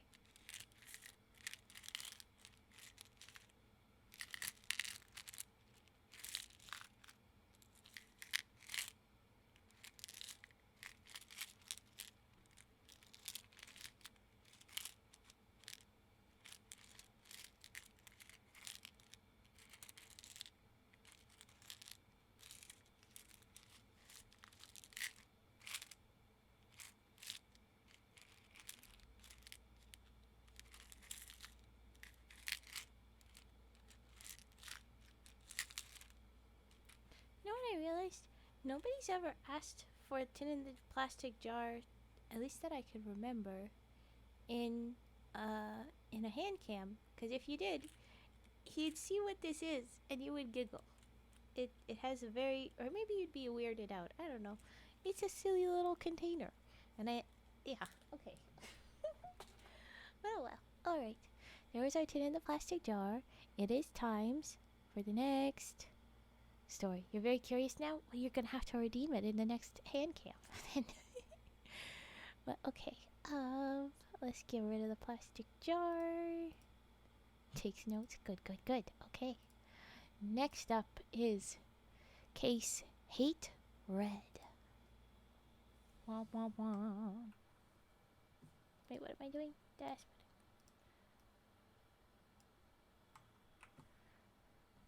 Duly noted. Where? Very eepy. Good night, everyone. Why are you knocking yourself in the head for that? It's in all caps, so I'm putting it in all caps here right now. I'm taking blanks of you taking notes. You're taking notes of them taking notes. That's so silly. Okay. It is now Case Hate Red, the last story in the Adam Wheeler Antimemetics Saga. Okay. Oh, freaking mic. There we go. Okay, now I can hear. Alright. Case Nade Red. It's not... I know that that's what it looks like, but that's a T. Do you want to see what the G looks like? Let's get a reminder of what a G is. Oh, well, that's a lowercase g. Let's do better than that. See? The G looks like a 6. It's a funky font. I like it. Leave it alone. Okay, here we go. Okay, is everything lined up? Everything's tidied, yes. That looks right. That looks like a mess. Oh, goodness. Okay. Here we go. If Adam Wheeler gave it some thought, or if someone were to prompt him with the right questions, he could put words around the fact that his existence doesn't bring him any satisfaction. He would discover on introspection that he's nowhere close, actually, to quote-unquote happy. And that there is something vast and significant missing from his life. It's her. It's always her. Okay. But he doesn't give it any thought. There's a void between him and those questions. Objectively, academically, his life is great. As a professional violinist, he does what he loves the most for a living. He has talent, recognition, challenge, variety, applause, a moderate wealth. What is there to question? Why shouldn't he love it? You know what I'm wondering? Why there's not like a different significant other in Wheeler, what was her other name? Hutchinson's life. Because, like, that could have been a thing. What if you, like, fell in love with someone at work? And all that work that you did to forget your husband, now you've just, like, endangered somebody else. What if that happened? Huh? What if? Or is there some piece of them in the back of their mind that still remembers them, and that's why they don't get together? Okay. Back to focus. His life is great. He does that. He's got the moderate wealth. What else? What is there to question? Why shouldn't he love it? During slower moments, there's a gray worry in the back of his mind. It's there in the minutes right after he wakes up in the morning, before he makes it to the shower. It's there in the dead times backstage when he can't use his phone and there's nothing to do but wait to go on. It perturbs him, from time to time, that he seems to exist in a kind of long shadow, cast by a vast class of thoughts which he is unable to think. But the rest of the time, on a day-to-day basis, his calendar is as busy as he and his manager can make it. He performs solo and in orchestras. He records, he composes, and teaches. Every week is a different challenge. He keeps busy, and the feeling goes away if he's busy. On the morning of the day that Squiggle arrives, and that little squiggle is, I guess, the name of SCP-3125. The day that Squiggle arrives, while he is brushing his teeth, a tiny black slug falls out of the corner of his eye into the hotel sink. The fork?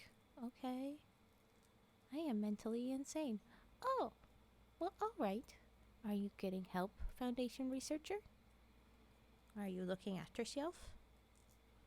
I hope so, if you are insane, as you say yourself are. Right, so something falls in, but he is brushing his teeth, and so if you were reading it, you might be like, why the frick does it say McFuggable? But it's because, like, he's got something in his face, so it's like... Anyway, okay, so he scratches that eye while drooling foam from his toothbrush. He takes a close look at himself in the mirror. Yep, there's another, fatter one growing in there, its tail protruding from his tear duct. That's messed up. I can do without this, he mutters to himself. Just so robotic, okay. He spits, rinses, and then takes a pair of tweezers out of his wash kit. Carefully, he nips the tiny, waving end of the slug, and... Whoa, I just looked... And tugs it out. There you go. It's no more painful than extracting a nostril hair. He drops it in the sink with its friend and washes them both away, along with the froth of toothpaste. And you're just not even going to think about it? Seriously? What? Oh, you know, eyeball slugs. What, you don't get those? Sure. What? Okay. He stares at the plug hole for a moment. It's like he's forgetting something. He can't bring it to mind. He shakes his head and goes to get dressed. And then it's a break and a start. Literally, he's just like, and? Welcome in. Thank you for the follow, Neff Dareth, the lore keeper. Neff Dareth? Tell me if I'm saying that wrong, but welcome in. Thank you for the follow. We have a tradition here to drop a little dance emote. Come here, little dances. Whenever someone new joins us. So there's my dances. I'm just gonna need to change the little fan setting. I'm getting too warm.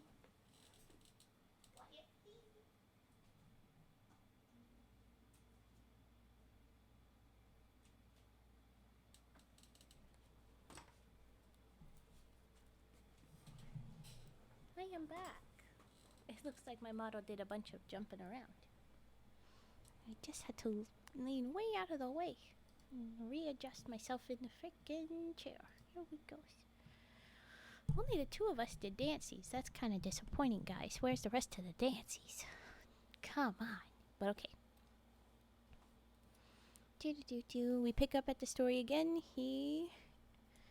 Ignoring his little eyeball slugs. Frickin' okay. Wheeler has been on tour with the New England Symphony Orchestra for nearly a month. Wrist cramping, sorry. Oh yeah, you've been doing all of the animate, of course. There's Tetra, dropping theirs into those. Okay. Well, that's probably a good representation. That's enough dances. Yeah, okay. Thank you guys. Alright, he's touring with them. Oh no. He's been touring with them for nearly a month. They're at their final venue, and it's their final night, and Wheeler has mixed feelings. Touring for him is an opportunity to explore a kind of liminal lifestyle where he can suspend a lot of worldly concerns and just exist as a being who wakes, travels, performs, and sleeps. But as novel as the experience is on paper, 4 weeks of it is grueling. By this stage of the tour, even the most naturally cheerful members of the orchestra have begun to show frayed nerves, and the program has become stale and repetitious. It's long past time for something else.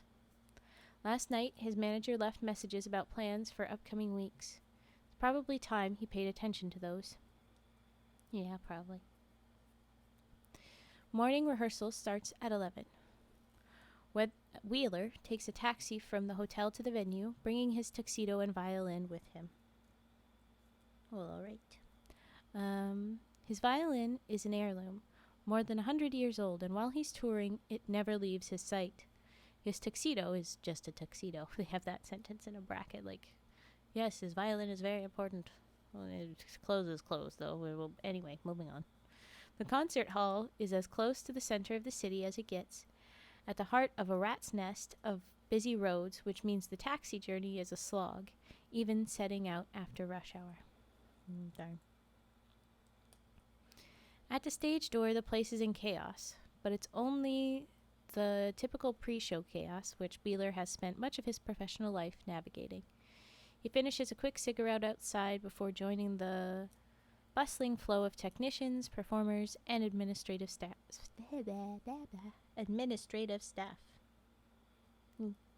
He finds his way to his dressing room, changes, unpacks his violin, and tunes it. He flicks through tonight's music, more out of boredom than a need to refresh his memory.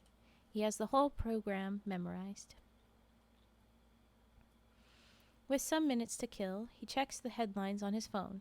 Yet again, something dreadful and new, which he doesn't understand, is going viral. Today's fad is you paint a black vertical rectangle on the wall or on a mirror or over the top of a picture, and then you chant something. Wheeler can't quite pick out the words of the chant. They're in a language he's not familiar with. He's no singer, but he's performed pieces with lyrics in Latin, German, Greek, French, ... whereas this language has a bizarre manufactured sense to it, as if it were simply English with the vowels and consonants all switched around. Interesting. And then there's a big black square here interrupting the story. I don't know why. I guess maybe that's what they're referencing. It's just that you're supposed to put some black thing on it, but it's a square. It's not a rectangle. It's not a vertical rectangle. Anyway. Okay. Rehearsal goes reasonably. Wheeler long ago swore that he would never coast through a performance, and he plays decently well, but it seems to him as if a lot of the orchestra is distracted. Some cues get mixed. He makes meaningful eye contact with the conductor a couple of times, and they share a frustrated look. When they break for dinner, late in the afternoon, the conductor, whose name is Louis-Jean? L-U-I-J-A with a accent, N, privately remarks to him, "Their eyes need fixing." Wheeler doesn't wholly follow. He rubs his own eye with a finger reflexively. The memory of the morning tries to punch through, but fails. Oh, so he can't remember his slugs. That's why. You mean laser surgery? Louis-Jean responds with a few incomprehensible syllables and stalks away. Louis-Jean is the one that's rage puffing. Okay, then there's a star, it breaks, and it picks back up. The auditorium opens and the seats fill. As ever, there's a brief, gray, dead time where Wheeler waits for all the machinery of the performance to spin up. The anxious feeling is stronger than usual today. It grips him, an uncharacteristic urge to run away. Sure, he thinks, I could just junk my career right now, pack it in, and make for the stage door. Maybe the taxi'll still be there. But he pushes through it. It's just a juvenile fantasy. It's been far too long a tour. One more show, and it's over. Uh-oh. BRB grabbing food? Okay. See you shortly. Get good food. One more show, and it's over. And finally, it's time. He's out there, under the spot, in his element. The first piece of the night is Shostakovich. Its first movement is a sedate, haunting, almost melodramatic nocturne, but before too long the concerto changes gear and becomes energetic, discordant, feral. It's lengthy too, a real workout, and much of it is brutally difficult to execute. He's on form tonight, close to flawless, and his audience, which he cannot see or hear, seems rapt. 4/5 of the way through the piece, a kind of spell breaks. Something changes in the atmosphere of the auditorium. The temperature in the huge room seems to rise by several degrees. More concerningly and noticeably, the music behind Wheeler seems to trail off. The conductor stops too. Uh-oh. Perplexed, Wheeler continues to play for a moment or two, keeping to his own internal time, but after another moment it becomes clear that something is wrong, something which everybody can see but him. He steals a glance up from his instrument and finds that Louis-Jean is staring at him. In fact, every musician in the orchestra is staring at him, all of them wearing the same expression of stony, barely contained and it's dash. They've been replaced. The orchestra is gone, all 70 of them. The things which have replaced them are not human, but alien, ill-proportioned pillars of pinkish-brownish flesh. Each has, at its top, a heavy protuberance studded with goopy biological sensors and rubbery openings. Oh gosh, so they just suddenly became something else, or was he just not paying attention? Anyway. Rubbery openings and sprouting from the very cap, lengths of various kind of vile, off-colored moss. What in the heck? They are draped in black and white fabrics, weirdly cut to either conceal or highlight their blobby, inconsistent body structures. Oh my gosh. The orchestra is... Oh, Wheeler reels with fright. He almost falls off the front of the stage. His stomach convulses and he wants to vomit, but a frantic fragment of his brain hasn't panicked yet and tells him, wait, nothing's changed. That's what humans have always looked like, right? What's happening? What's wrong? He glances, petrified, out into the darkness of the audience. The silent energy radiating off them has changed. They've been replaced too. He knows. Do people not normally look like that? Well, I mean, we don't normally have moss at the top of our heads. It's not moss. And, our, biological sensors, I don't know if I would describe them as rubbery openings or goopy, but I guess they could be. And I wouldn't have said that they're at the top. And a protuberance. No, they don't normally get described like that. I don't think so. Even in an alien way of viewing us. I don't think that's quite it. Anyway. He glances petrified and they've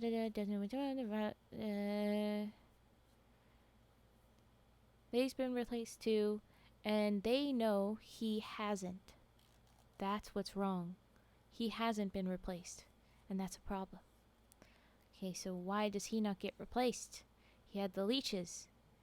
That's why he got rid of them somehow. Anyway. Clutching his violin to his chest, Wheeler stumbles across the stage, past the conductor, towards the wing. As he does, the musicians rise slowly from their seats, letting their own musical instruments drop to one side or the other. They're coming for him. Wheeler trips over a cellist's music stand, recovers. The conductor is following him, with the other musicians close behind. Wheeler reaches the wing. There's a pair of stagehands there waiting for him. They have the same placid, angry expressions as everybody else, and the same set jaws. Okay, so maybe they do look like people, but they just feel wrong. I will say that's kind of how they described 3125 to work.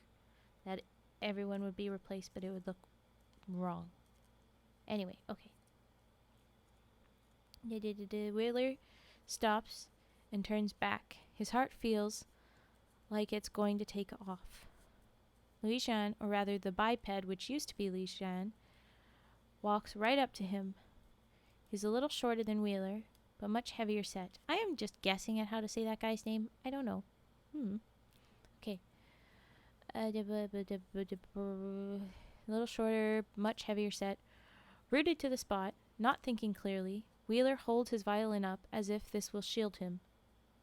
The conductor takes the instrument from his unresisting hands and breaks its neck underfoot, perfunctorily, as if crushing a box for recycling. Okay. There goes that, what word did they use? It's very old. That was the point of it. There goes that. Wheeler backs off, hands raised. He bumps into the disapproving stagehands who gently and wordlessly try to take hold of his arms. He shakes them off and is just able to twist past them. He dives into the warren of corridors backstage, and then he runs like hell. Good. Frickin' oh boy. Ah!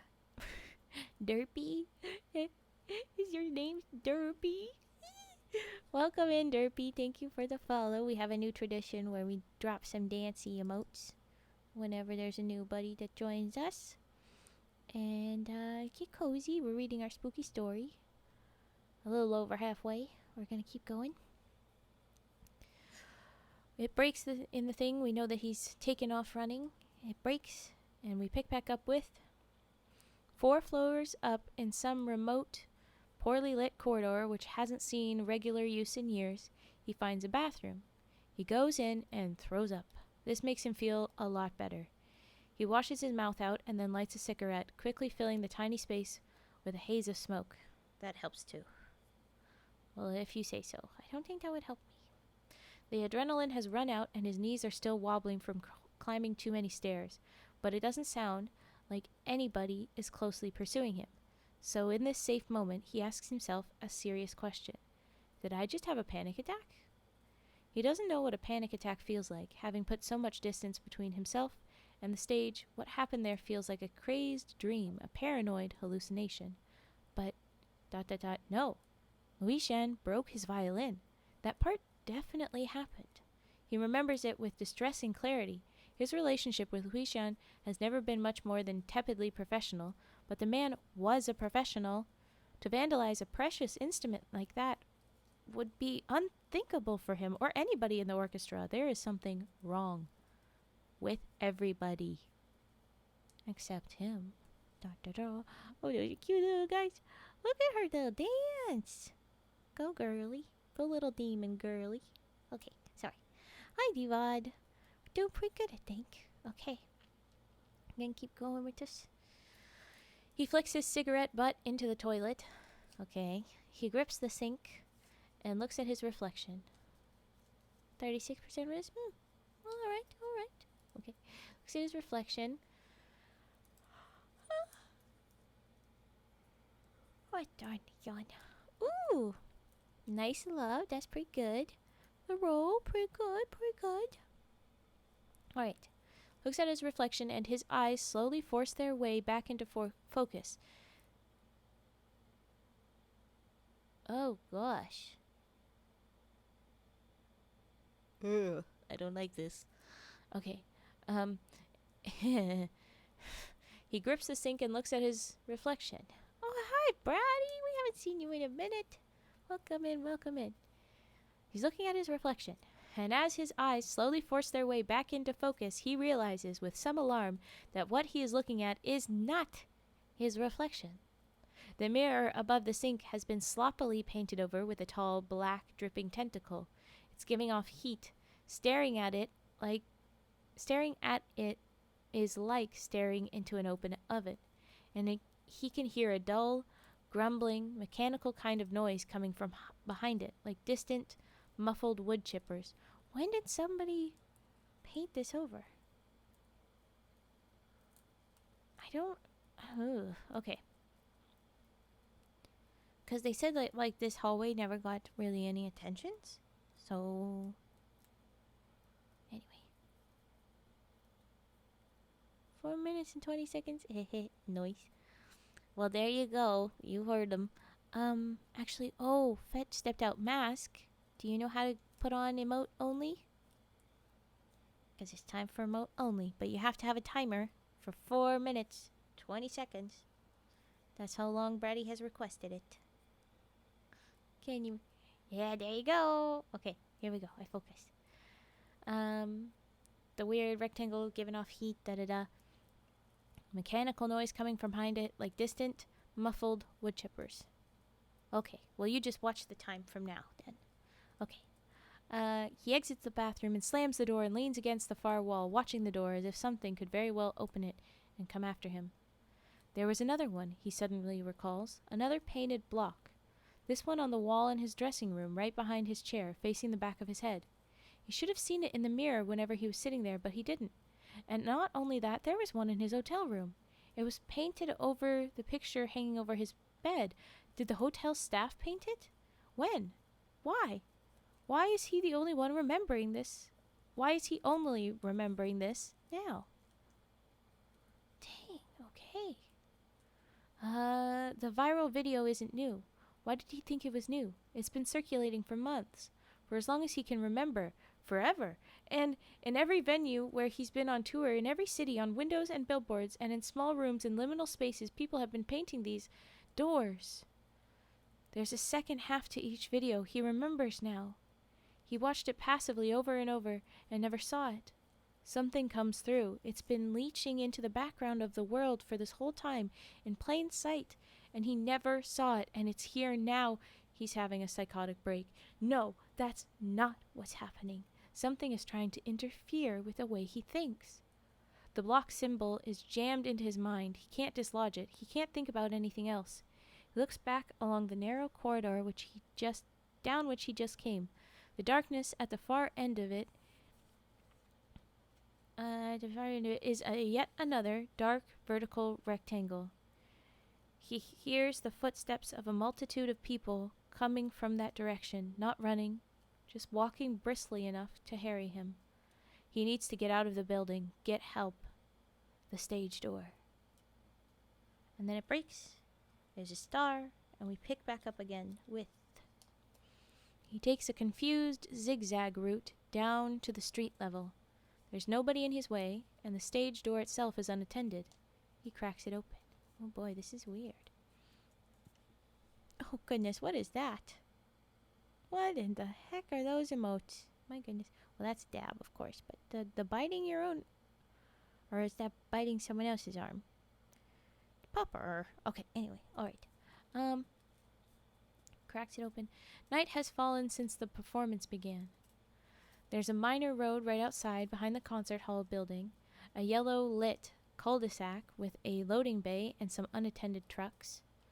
There's a major road adjoining the minor road, rammed with stationary traffic. Some of the vehicles are indeed taxis, but all of them are unoccupied, and most have their doors left open. There are colossally tall, darkened figures stalking down the streets, so dark and slender that Wheeler actually fails to notice them. There is screaming, a grotesque, awful screaming coming from many human mouths, coming from somewhere down the main road, but that's the only way he can go. It's everywhere, says his last sane splinter, not just the concert hall. It's everyone. Oh, fuck.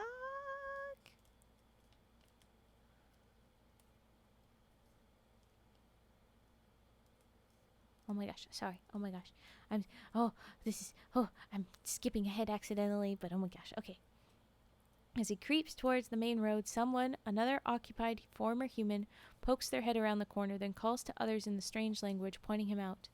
Wheeler stops in his tracks. In another moment, 10 or 11 non-people are advancing on him from the road. 2 of them are carrying something with them, a limp, badly broken human, a normal human. Wheeler realizes with some shock, like him, the victim's heavy winter coat is torn open, and his inner clothes are saturated scarlet. When the non-people carrying him catch sight of Wheeler, they toss the man violently aside into the street, where he lands on a pile against a car wheel. He grunts with pain as he lands, face down, and once he comes to rest, he takes a deep breath and lets out an inhuman, traumatized cry, but he doesn't try to move again. The non-people ignore him. Oh my gosh. This is a big scary. This is no good. Okay, what's happening? Oh, the little loves. Those are so cute. Side duck. Okay, focus, Raven. Wait. Okay, yes. Alright. Focus. Behind him, Wheeler hears the stage door swing open again. He doesn't dare glance back. This can't happen, says that last splinter. This is possible. Yes, real things exist which can do this to the world, but this doesn't happen. There's someone whose job it is to protect us from this. We're supposed to be protected. Someone stops it from happening. Someone steps in at the last minute. But the last minute was a year ago, and she died. Marion. Oh God. Help, he says, to nobody. Oh my God. A feeling of weightlessness rises up in his stomach. Gravity seems to upend and pitch him forward into the waiting arms of the non-people. They restrain him. They spend some time debating what to correct first, his eyes or his fingers. Right up until it starts, he's thinking, hoping, maybe it won't be as bad as all that. And then there's another vertical black rectangle. And that's it. That's the end of that. Oh. The next one is Ará Orún, or however that is pronounced, and it's the next bit of the saga. So that's the end of Adam Wheeler Saga, the Amnestics Division thing, Act 2, Part 1. So, whew, okay. I'm stressed out. I want him to be okay.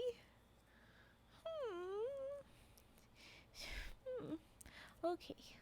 Well, anyway, I can tuck that away. I guess I could pull up the next one.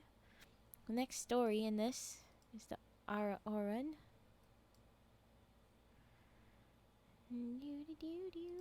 Okay, and then squish that.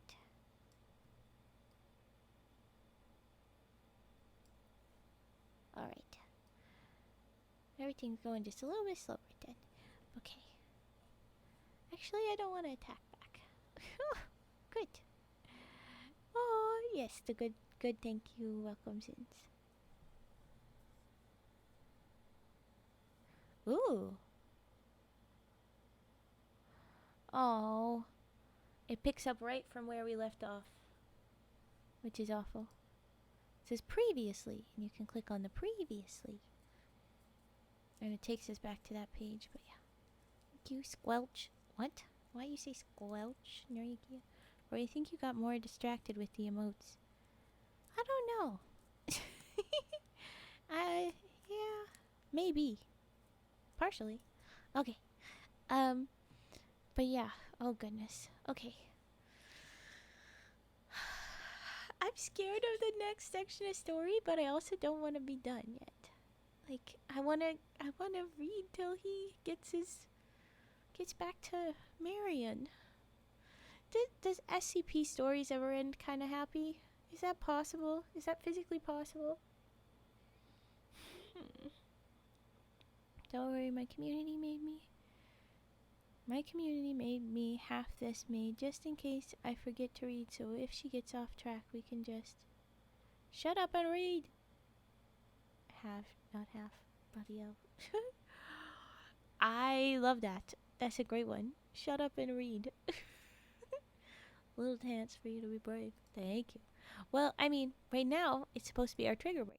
So, that's what we're supposed to do right now. Well, there's one that I know that doesn't end horribly. So, there's only the one? Darn. Ugh. Okay. Guys. Well, this was supposed to be our trigger break, our redeemed break. But I'm not seeing any of those. Does anybody have any redeems we want to do? I'm just gonna do a little stretch.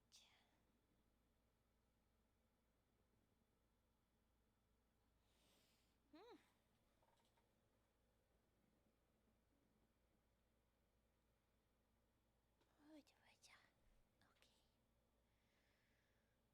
Oh my goodness.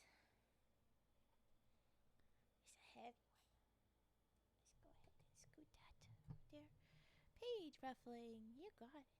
Oh, well. I want to hear tin and plastic jar, but I'm 60 points off. Then I shall do it without you needing to redeem. Don't worry about it.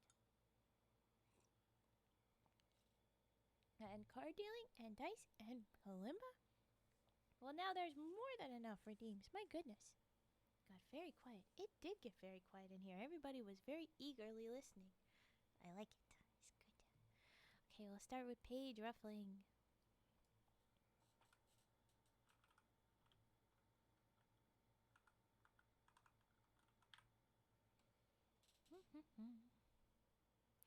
Yep, we all do the spoonerism now. It's just too easy. Okay. Okay, so we start with a little book with the stiff pages.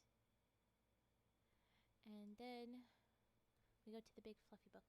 Sorry, I've been balancing. Balancing? Like, just practicing some balancing stuff? That's fun. Okay. If I can find you the happy story and the entry it's connected to, that way you can switch to it if things get too heavy. Aw. No, I will definitely finish this. It's just, I really hope that things end well. I want things to go well.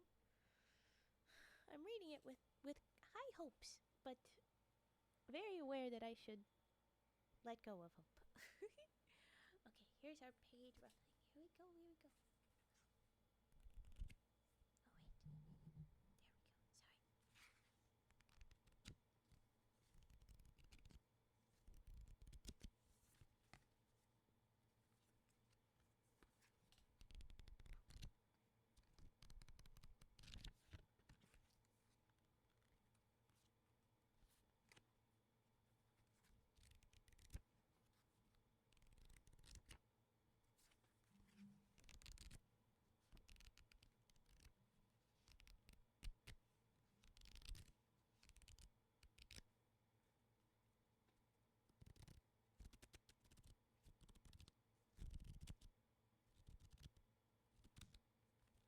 Sorry. Okay, fluffy buck time. Big fluffy buck.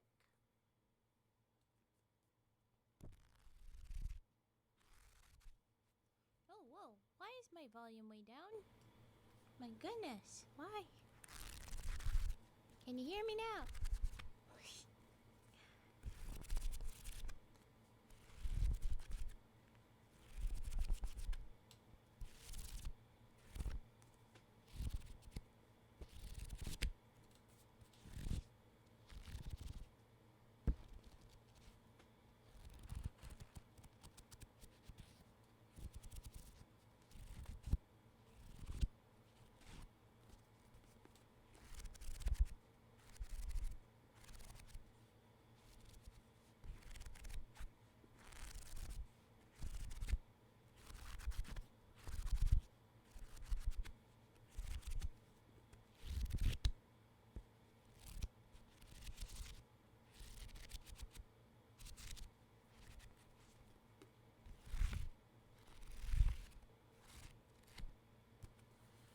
Okay, there is our fluffy book. Story about a group of people going on a worldwide fishing trip? I mean, maybe. Probably won't do it right now. Let's do 10 in a plastic jar for you, because you wanted that. We're doing it.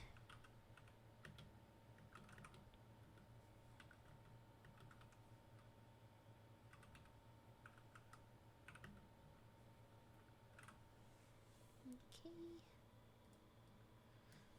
Get back over here. Here we go.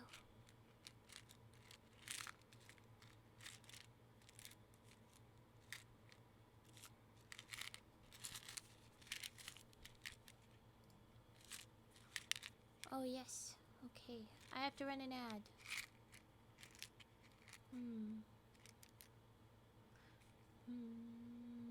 Well, now you hear it today, B2 Dasher. It looks like I'm gonna have to run my ad right now. So, we'll just go 60 seconds real quick. So sorry. Ad incoming. Ad. Boop. Beep. What is it? I don't know what that is. But it is in the Discord. Hi, Velgor. The Fishing Council. Series name is the Fishing Council. It's SCP. Sorry, Nerikia. Automod times people out for links. There's a command I need to do that I don't remember. Drop the link in Discord. That is the best bet. It is. Not the ads. Anything but that. I'm sorry. Oh yeah, thanks, pet. 24, 23, 22, 21. I was a little fast counting. Okay. I'm waiting on the ads. And then it will be gone. Disappointing that Velgo showed up just for the ad, but says hello. I hope we don't leave just yet. I've collected links to the most disturbing in my SCP entry and the associated Happy Time story. I'll share them only with permission, or I'll hit the Discord link and drop them in there. That makes more sense. Yes. Drop links in the Discord. It's specifically, there's a story time. You have a sub. Yes, fair. There's a story sharing thing. Oh, V2 Dasher, you don't have to worry about paying for that. I told you you'd be fine. I'd do it anyway. I had to run an ad. I'm so sorry. I did. Hi, Velgore. I don't know if you heard me because the ad popped in. You came in at just the worst time with the ad jumping in on you. It was unfortunate, but hello. Welcome in. Yeah, here's the tin in the plastic jar. No, you will not pay for it. I refund. I'm still doing. Okay, here we go. Oh, wait. There you go. Okay.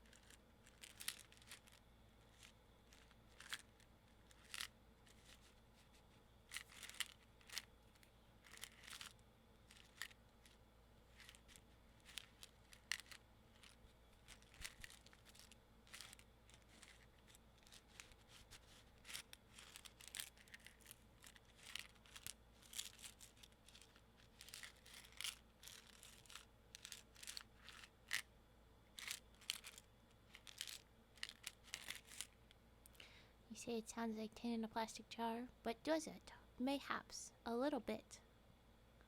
Also sound like maybe gravel crunching under a boot?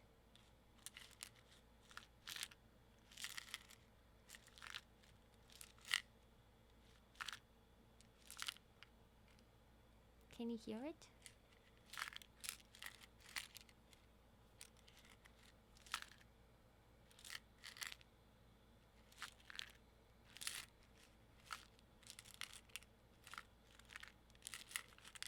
I can kind of hear like gravel to it too. Okay, there it was. Alright. They're all shared. Marvelous. We will get to it one day. I've got a fair list to go through, but yeah. Thank you, Neff. Excuse me for a moment. I will be lurking. That sounds lovely. Lurk away. Okay, now we're gonna do card dealing and then dice. And I have to move my mic for those, so I warn you, it's gonna be moving. Here we go.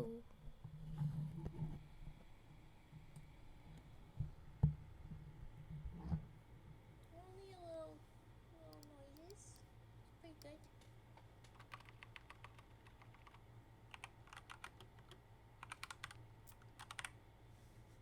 Okay, here it goes.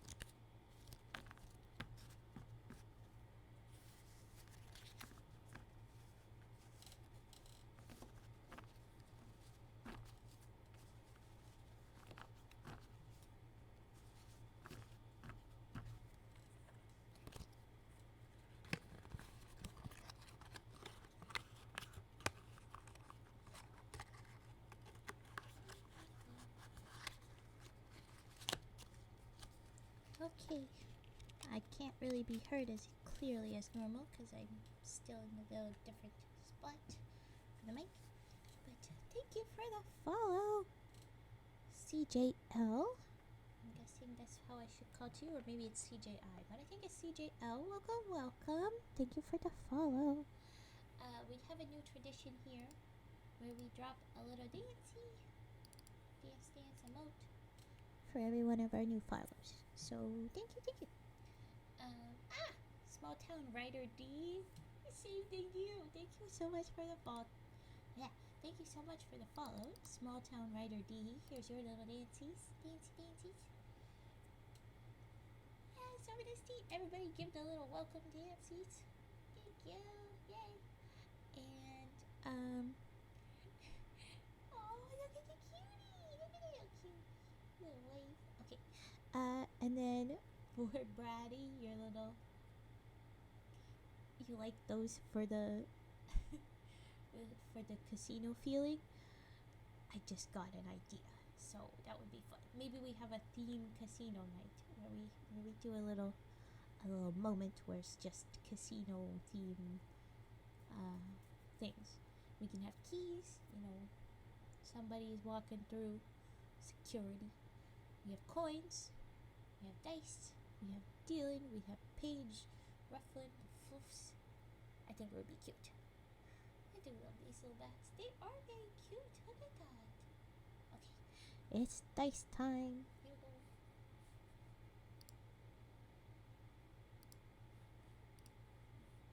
Aww. Happy to be very welcoming. Welcome.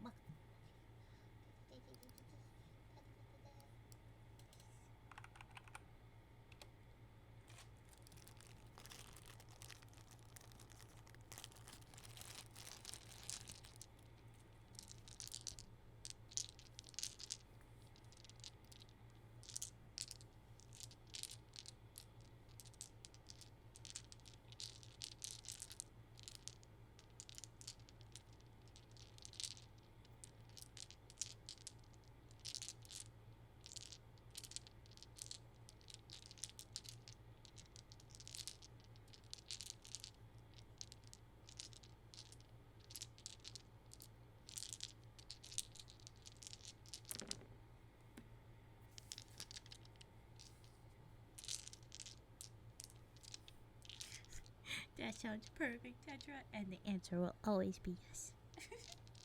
Lahonk will always choose violence.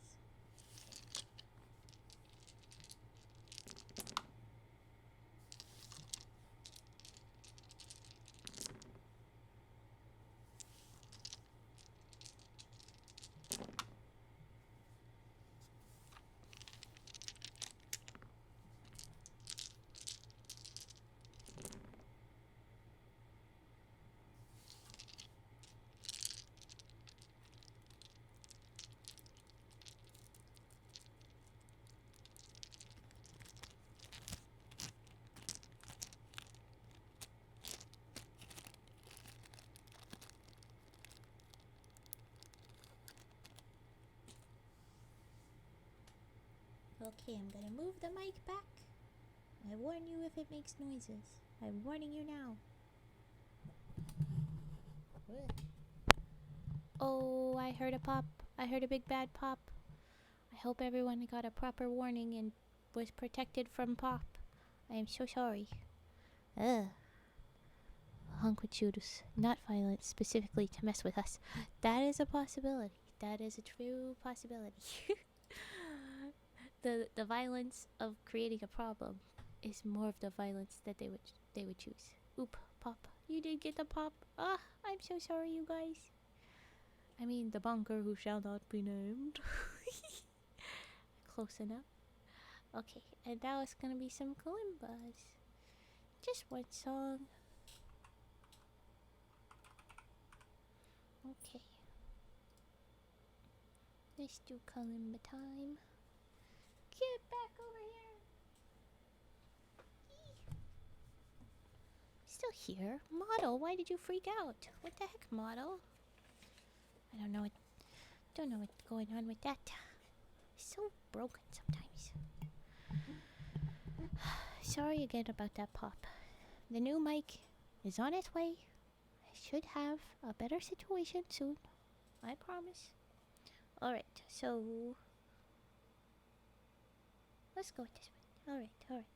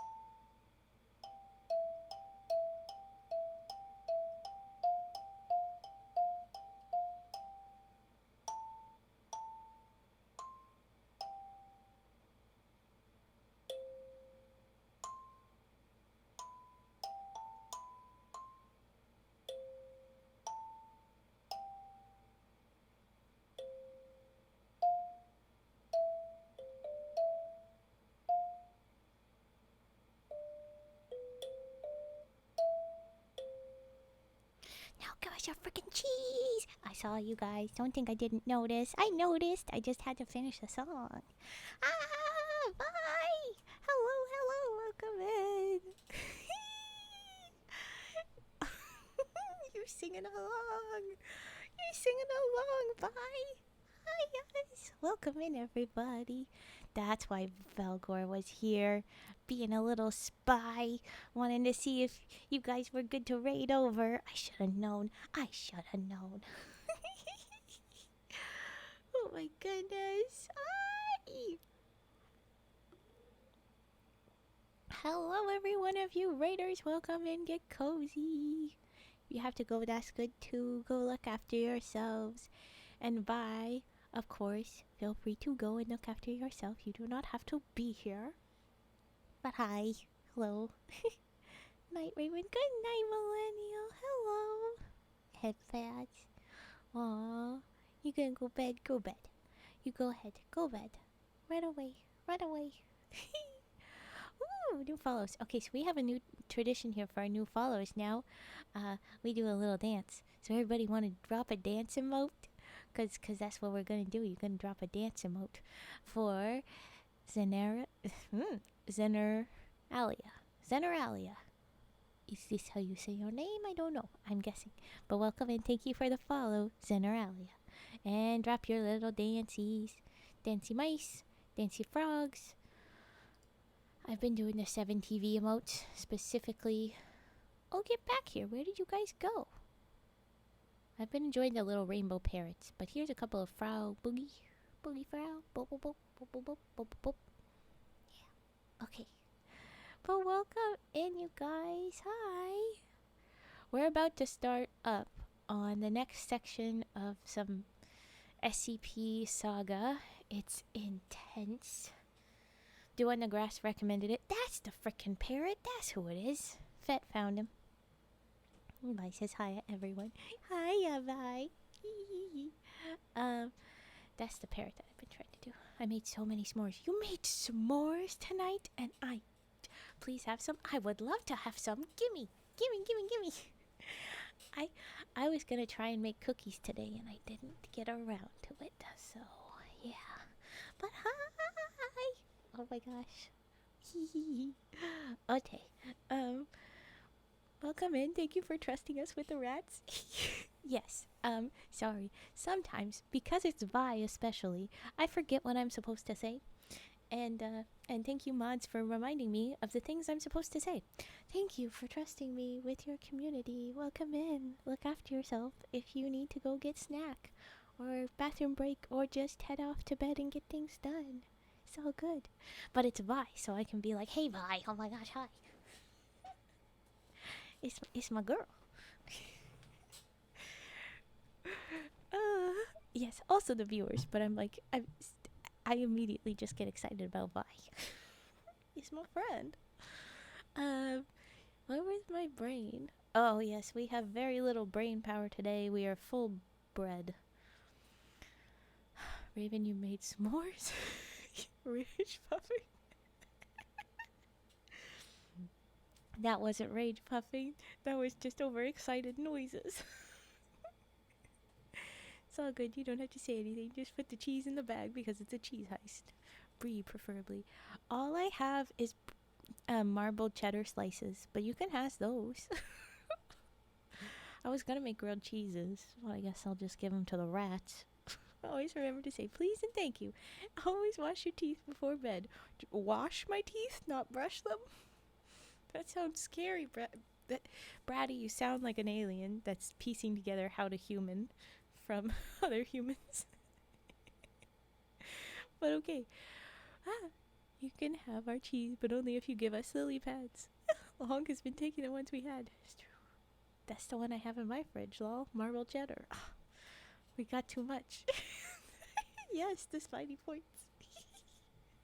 Okay. Enough of the excite. We focus. Yeah, power wash your teeth, bro. Oh no. Ugh. I can start to imagine that feeling and I hate it. But that's essentially what the spray, the water pick thing does anyway. But okay. I focus. Raven tries to focus. We're gonna get back to reading. So, boop boop boop boop. We are on. Remember, English is not my first language, Ray Ray. You get the point. Oh, I do. I'm sorry. I thought it was cool. I liked it. It's fun. But you're right. I'm sorry. I should have remembered that. English not very good, oh. You're good. Okay. But we are reading. Ray Ray is cray. Don't call me crazy. We are reading the Antimemetics Division Saga, Act 2, Part 2. We just finished Part 1, and we're just starting Part 2. So if you're an SCP fan, that's what we're in, my guys. That's what we're doing. If you remember Marion Wheeler, this is about them. If you don't want spoilers on how their story goes because you want to find out all of that yourself, I'm sorry. But here we go. We're going from Case Hate Red. I'm just going to read the last little bit and give a summary. We have our man Adam Wheeler, the husband of Marion Wheeler. But things have happened. An SCP that's messing with memories is going to go and it's going a little bit haywire. It's the big antimemetics war. And Marion Wheeler, her little like pet SCP that slowly takes memories, she feeds it trivia stuff that she reads, is being weird and makes her forget her husband. What is I Am Bread? That's the actual game. Anyway, okay. She is piecing things back together and she makes herself forget the husband and then makes the husband forget her and makes everybody forget the husband. They make each other think that they're dead is what her plan is, so that they protect each other like her pet SCP was trying to do, from the big badder SCP-3125. Getting ready for bed, so lurk. Okay, sounds good. Lurk away. It's an actual game. Wow. Well, frick. Okay. So the bread game is actually hilarious. Well, fair. I would love to watch Raven play I Am Bread. Rage puffing would be real. Oh no. Oh no. Okay, we have to figure that one out. We gotta get that gaming laptop if I'm gonna play games on here, you guys. Check out my throne, I guess. But anyway, okay. I want to read the freaking, stop distracting me. The big bad SCP-3125 has this guy named Red that's at the head of it, and he's, for whatever reason, been voluntarily become the mouthpiece for this SCP and bringing the world to ruin. There's fake peoples that take the people's place. And yeah, so we've learned that Marion's forgetting her husband and making him forget her, so that is protecting him. They met when he saw an SCP that people didn't see, because some people just have that ability, and so he has that, and here he is, forgotten his wife, feeling this weird, like, my life isn't right. And then he's at a concert hall. He's a violinist, he performs, and everyone there is suddenly replaced with inhuman, the non-people, and he's freaking out, and he's trying to run away, and the non-people just killed somebody that was a real person still, and you get freaked out. He's like, what the heck is going to happen? But they've hit that guy up, and he's dying, and now they're coming after him. He's in the street. He's been trying to run away. It's this thing that he didn't realize he's always known, and he's like, what's going on? I understand that there's these inhuman things that are happening with his memory, like, coming together. Oh, wait, I remember this thing that I've always been forgetting. His brain is wrapping around this SCP that's existed, and he's realizing, like, wait, no, someone stops this from happening. And so I'm picking this up. This can't happen, says that last splinter of his sanity. This is possible, yes. Real things exist which can do this to the world, but it doesn't happen. There's someone whose job it is to protect us from this. We're supposed to be protected. Someone stops it from happening. Someone steps in at the last minute. But the last minute was a year ago, and she died. Marion, that's Marion Wheeler, our girl that we usually are following. Oh God, help, he says, to nobody. A feeling of weightlessness rises up in his stomach. Gravity seems to upend and pitch him forward into the waiting arms of the non-people. They restrain him. They spend some time debating what to correct first, his eyes or his fingers. Right up until it starts, he's thinking, hoping, maybe it won't be as bad as all that. And then there's a black rectangle that's kind of how they're supposedly coming into the world, or part of how they're doing stuff. And then it is Ará Orún. So that's the article we're on. I placed. There it is. Okay. I said okay. Okay, there it is. So here we are. We pick up after. Maybe it won't be as bad as all that. But it is. They wrestle him to the ground and pin his arm out flat, forcing his fist open to give access to his left index finger. The dread idea is beating on the door of his mind, demanding to be let in. It's wrong. The shape of it is awful, and it's too big and slick with poison, and he knows if he lets it in, it'll swamp everything everything he is. Filling his home up with sludge and broken glass. It wants to drown him in it, and he knows it'll replace everything he is with itself. He knows it's taken the rest of the world already, and all of the people around him, and he holds out, and he continues to hold out, right up until one of the people pinning him produces a chisel. And then there's a bunch of redacted, like it's a giant redacted bar for like 1, 2, 3, 4, 5 lines, at least on the way it's formatted right now in this window. It's big redacted, overrides everything else. Redacted, another sentence, throws the door open. Oh no, wait, redacted, line, yes. He says, yes. He throws the door open, redacted to the end of that paragraph. One full paragraph, redacted. Another full paragraph, redacted. A small paragraph, maybe 2 sentences long, redacted. A star. This is where like the story breaks and then picks back up. Something is redacted, the world is ruined. Redacted rest of paragraph. Redacted first half of paragraph, beautiful things, and smash them or cover them with filth. Find delightful people and disfigure. Redacted rest of paragraph. Redacted first of paragraph. We who are drowning in and driven by little symbol, squiggly, which is supposed to be 3125, SCP-3125's name, I guess, who radiate, redacted for a few sentences. They, who number in the billions and are redacted For the engine, redacted rest of paragraph. It's a ton of redactions. Oh my gosh. Oh my gosh. How much more of this? Twitch app just got reworked. Oh, so the mobile is better? Worse? I hope better. You guys kept saying that it's no good on mobile. I hope it got better. Okay. I focus. Raven. Focus. Okay. It said, they who number in the billions, redacted. For the engine, redacted. And redacted majority of a paragraph.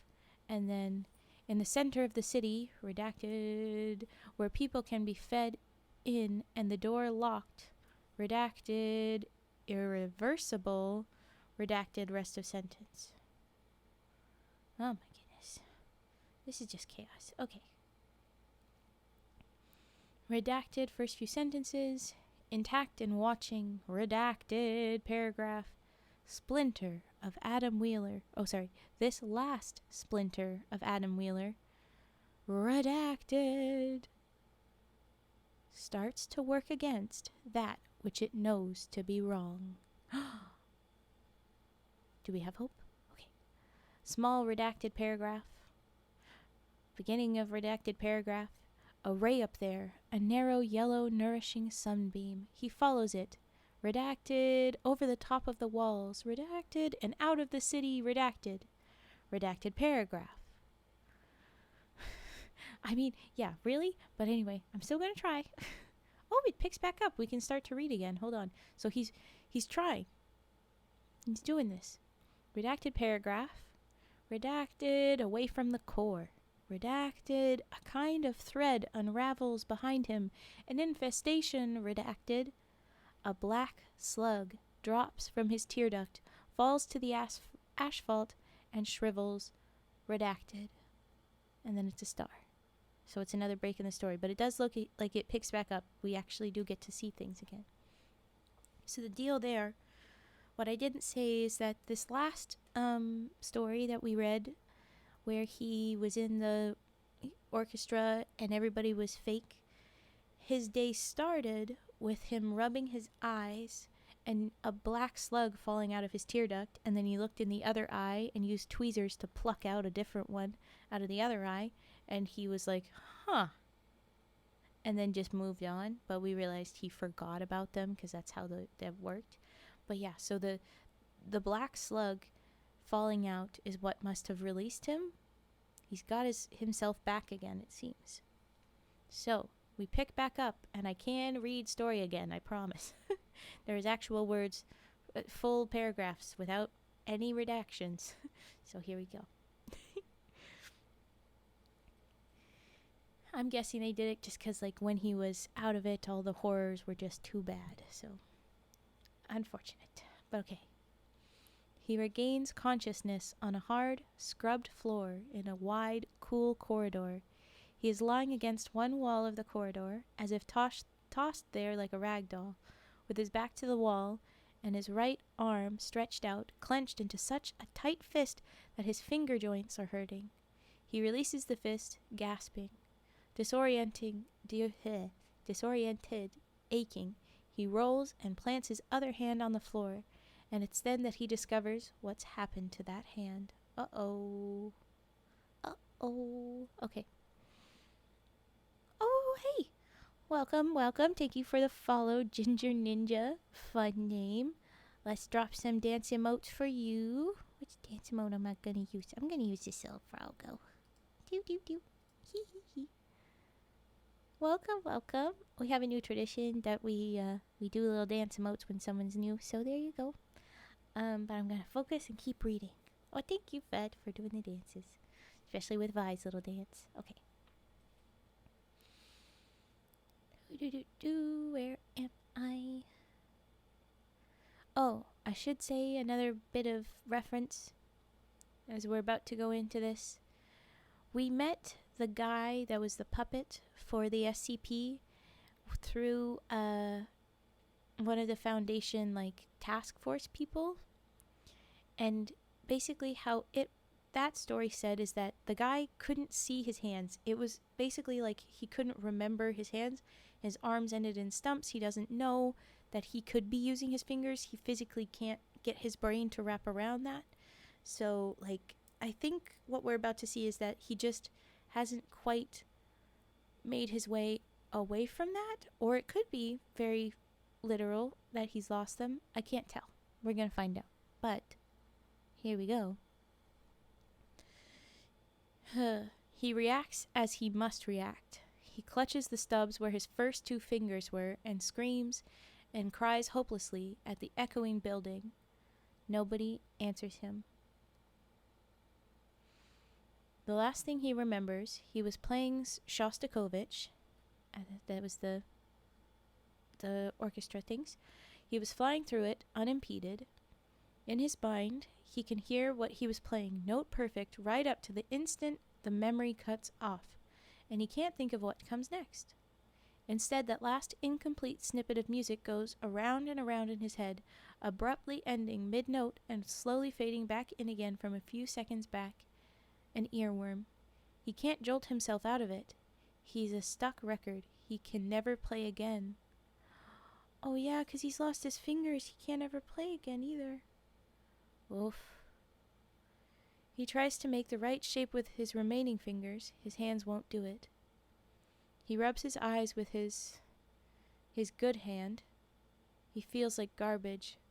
Hungover, dehydrated. He's missing his shirt, and his arms and chest are almost gray with muck. He can never play again.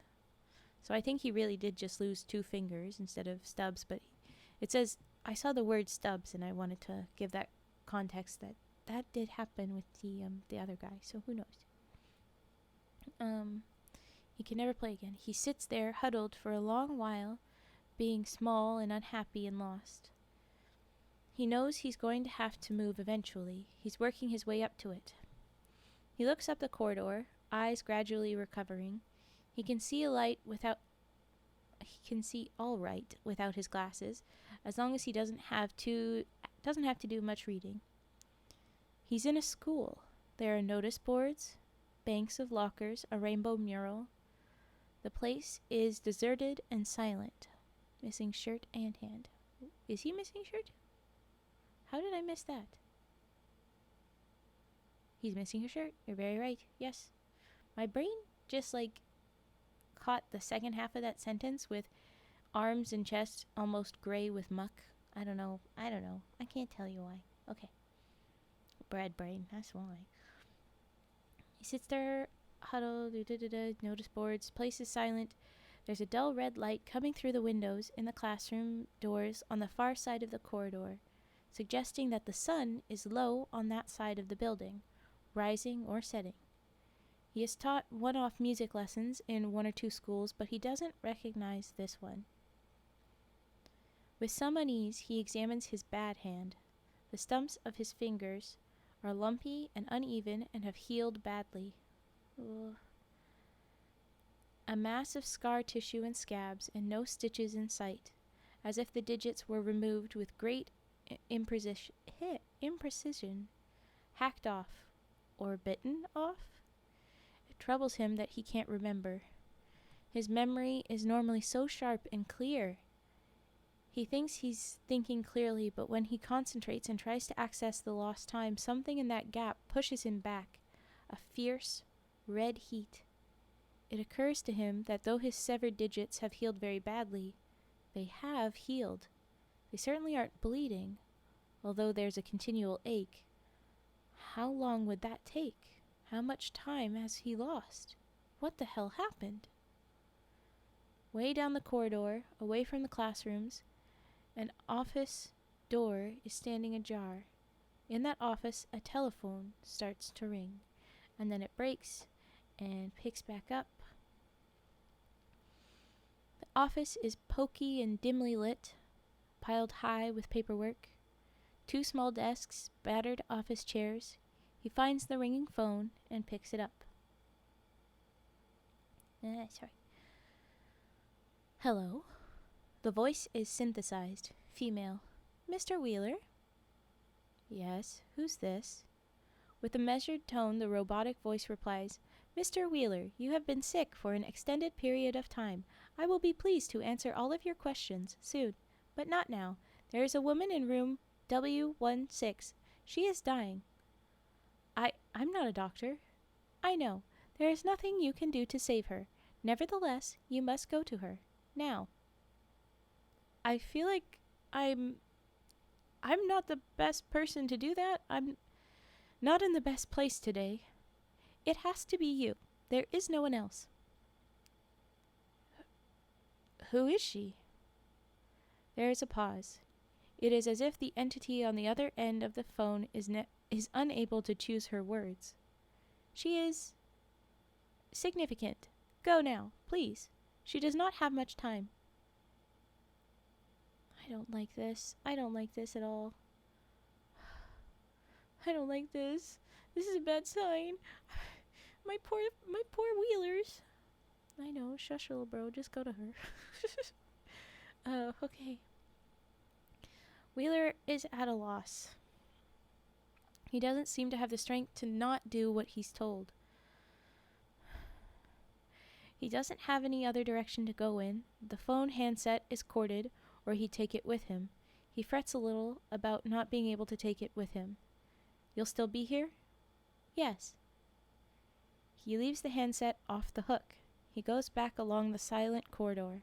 He finds the door numbered W16 and peeks through the safety glass into the orange-red lit classroom, squinting at the sunlight which floods it from the far windows. It's still not clear to him whether it's dusk or early morning. There is nobody in the classroom that he can see. He opens the door and goes in. There are elaborate, colorful biology posters and coursework displays, desks in array, scattered books, and felt-tip pens, brightly colored backpacks. He takes a pace or two up the central aisle, not seeing what he thinks he should be seeing, and turns around and jumps, startled. There's a huge chalk sketch on the blackboard, a highly realistic rendering of a woman's head and shoulders. He would swear the board was blank when he walked in. The image is moving. It's as if it's being drawn and erased and redrawn 5 or 10 times per second. The woman looks about his age. Her face is framed with masses of hair, although with the negative color effect of being drawn in white chalk on black background, it's difficult to tell what color her hair ought to be. The one splash of color comes from the thick, bright blue frames of her glasses. She looks distraught, and she seems to be saying something, and though there is no sound, there is text written beside her. Adam? He says, yes. She says, I remember everything. And then the words scrub themselves out and become, I can't forget a single minute of it. More lines come out. Each new thing she says erases the old.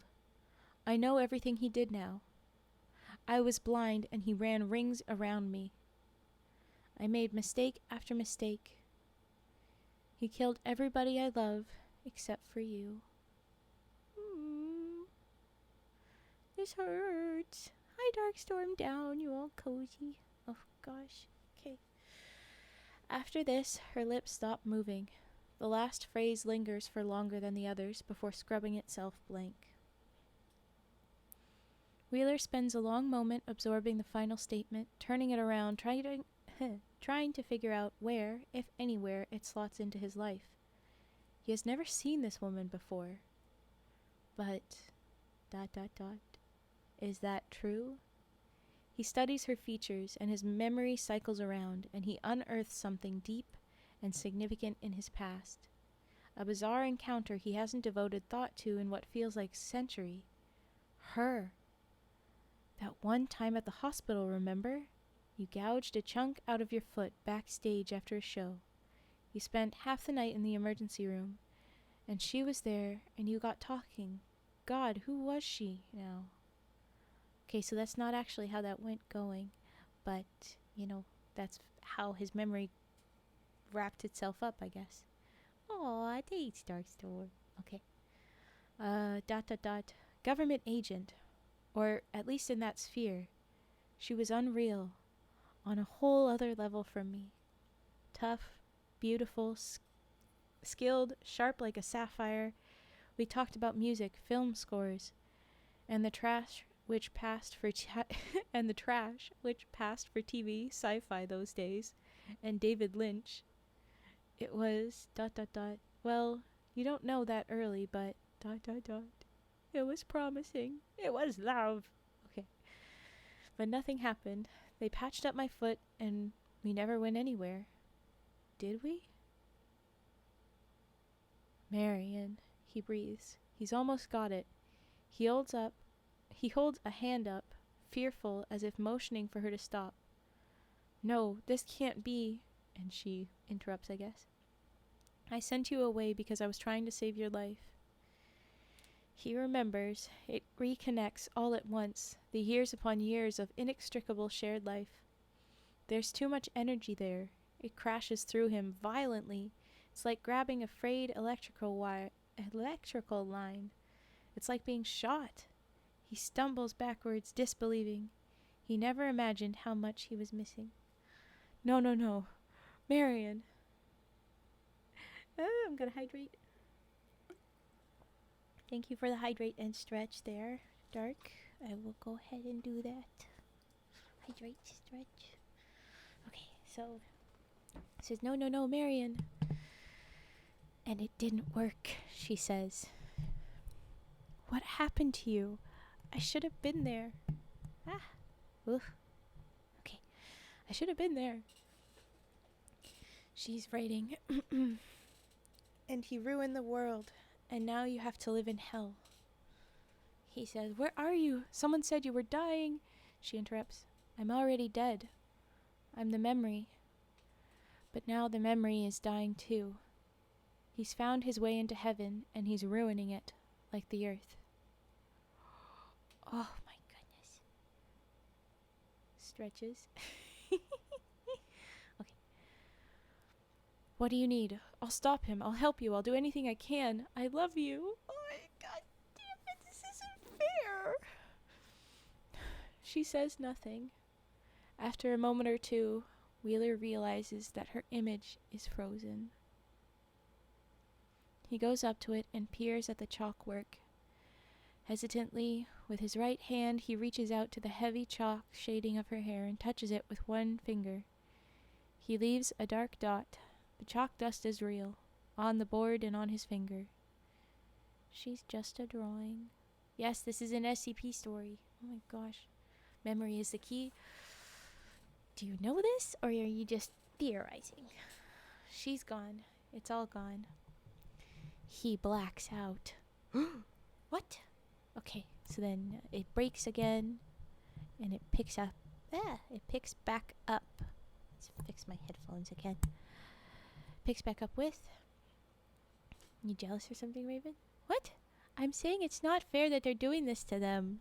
I want them to have a better life, dang it. Not this. Just a reference? What's a reference? Okay. Anyway, he regains consciousness on a hard, scrubbed floor at the front of a school classroom. Okay. He's lying there as if tossed beneath the blackboard like a rag doll, one arm stretched out along the wall. He rolls over, gasping, and plants his other hand on the floor, and it's then that he discovers what's happened to that hand. Dear God, he says, staring, uncomprehending at the mangled stubs. In a strange, abstract way, the loss of his first two fingers just doesn't connect with him. It's as if he woke up already accepting it. What the hell happened? He compares his left hand with his right, which, mercifully, is pristine. He flexes them, mirroring the action as best he can. There could be a little nerve damage in his left hand. He'll have to talk to his specialist. But he should be able to wield a bow.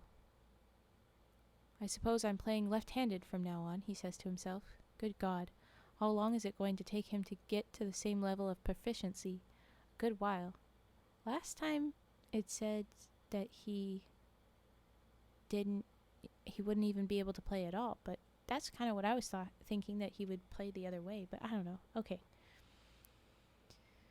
He thinks back. The last thing he can remember is playing Shostakovich. He was flying through it, and he was having no trouble. You can almost hear what he was playing Note perfect, right up to the instant the memory abruptly cuts off. But he can't think of what came next. Instead, that final snippet fades in again from a few seconds back, repeats itself right up to the cutoff point and stops, almost with an audible click. It's an earworm. He feels like a stuck record.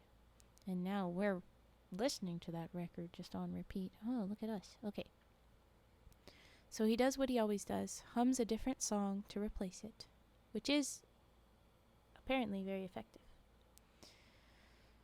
He feels strange. He is hung over, dehydrated. He's missing his shirt, and his arms and chest are almost gray with muck, and he is dying. Positively dying for a cigarette. But he feels strangely upbeat, as if he's recovered from a prolonged illness, as if the worst is over. He gets up, eyes gradually recovering. He did think about his hands in a brighter way this time. He can see all right without his glasses, as long as he doesn't have to do much reading. The classroom is silent, lit red-orange from a sun which could be rising or setting. There are elaborate, colorful biology posters and coursework displays, desks in disarray, scattered books and felt-tip pens, brightly colored backpacks. The blackboard is blank. So she's gone. Wheeler has taught one-off music lessons in 1 or 2 schools, but he doesn't immediately recognize this one. Way down the corridor from the classroom, an office door is standing ajar. In that office, a telephone starts to ring. There's a break, a star, and it picks back up. The office is poky and dimly lit, piled high with paperwork. There are 2 small desks, each with a beaten-up office chair. Each desk has a phone, one of which is off its hook. He puts it back, obeying a hardwired instinct to tidy up. It's the other phone which is ringing, though, of course. Thank goodness, because she was waiting for him, I'm guessing, this little robot voice, but okay. Hello? The voice is synthesized, female. Mr. Wheeler? Yes, who is this? With a measured tone, the robotic voice replies, Before we begin, may I ask you a quick question? Does the name Marion Hutchinson mean anything to you? Not as such, should it? The synthesized voice makes it impossible to tell whether the caller is dismayed at this, indifferent, or relieved. No. My name is Ulrich. I'm part of an organization called the Foundation. The objective of the Foundation was to prevent what has happened from happening. Wheeler turns around, suddenly afraid, but there is nothing behind him. Oh, that's not good. He's forgetting what's around him, probably. And what, he asked with some trepidation, has happened? The world's gone to hell, Mr. Wheeler. Well, bad luck there. Okay, dude, you're iconic. There's a long pause, long enough that Wheeler wonders to what insane degree he might have understated the situation. Yes, very bad luck. Mr. Wheeler, we need your help. And by we need your help, I mean I need your help, because there is no one left of the Foundation but me, and I have no one but you, and I am dying. I'm very sorry to hear that, Ms. Ulrich, Wheeler says. He finds that he means it. He chooses his next words with some care. What do you need? I need you to find a man named Bartholomew Hughes. Please take a seat. I will explain everything.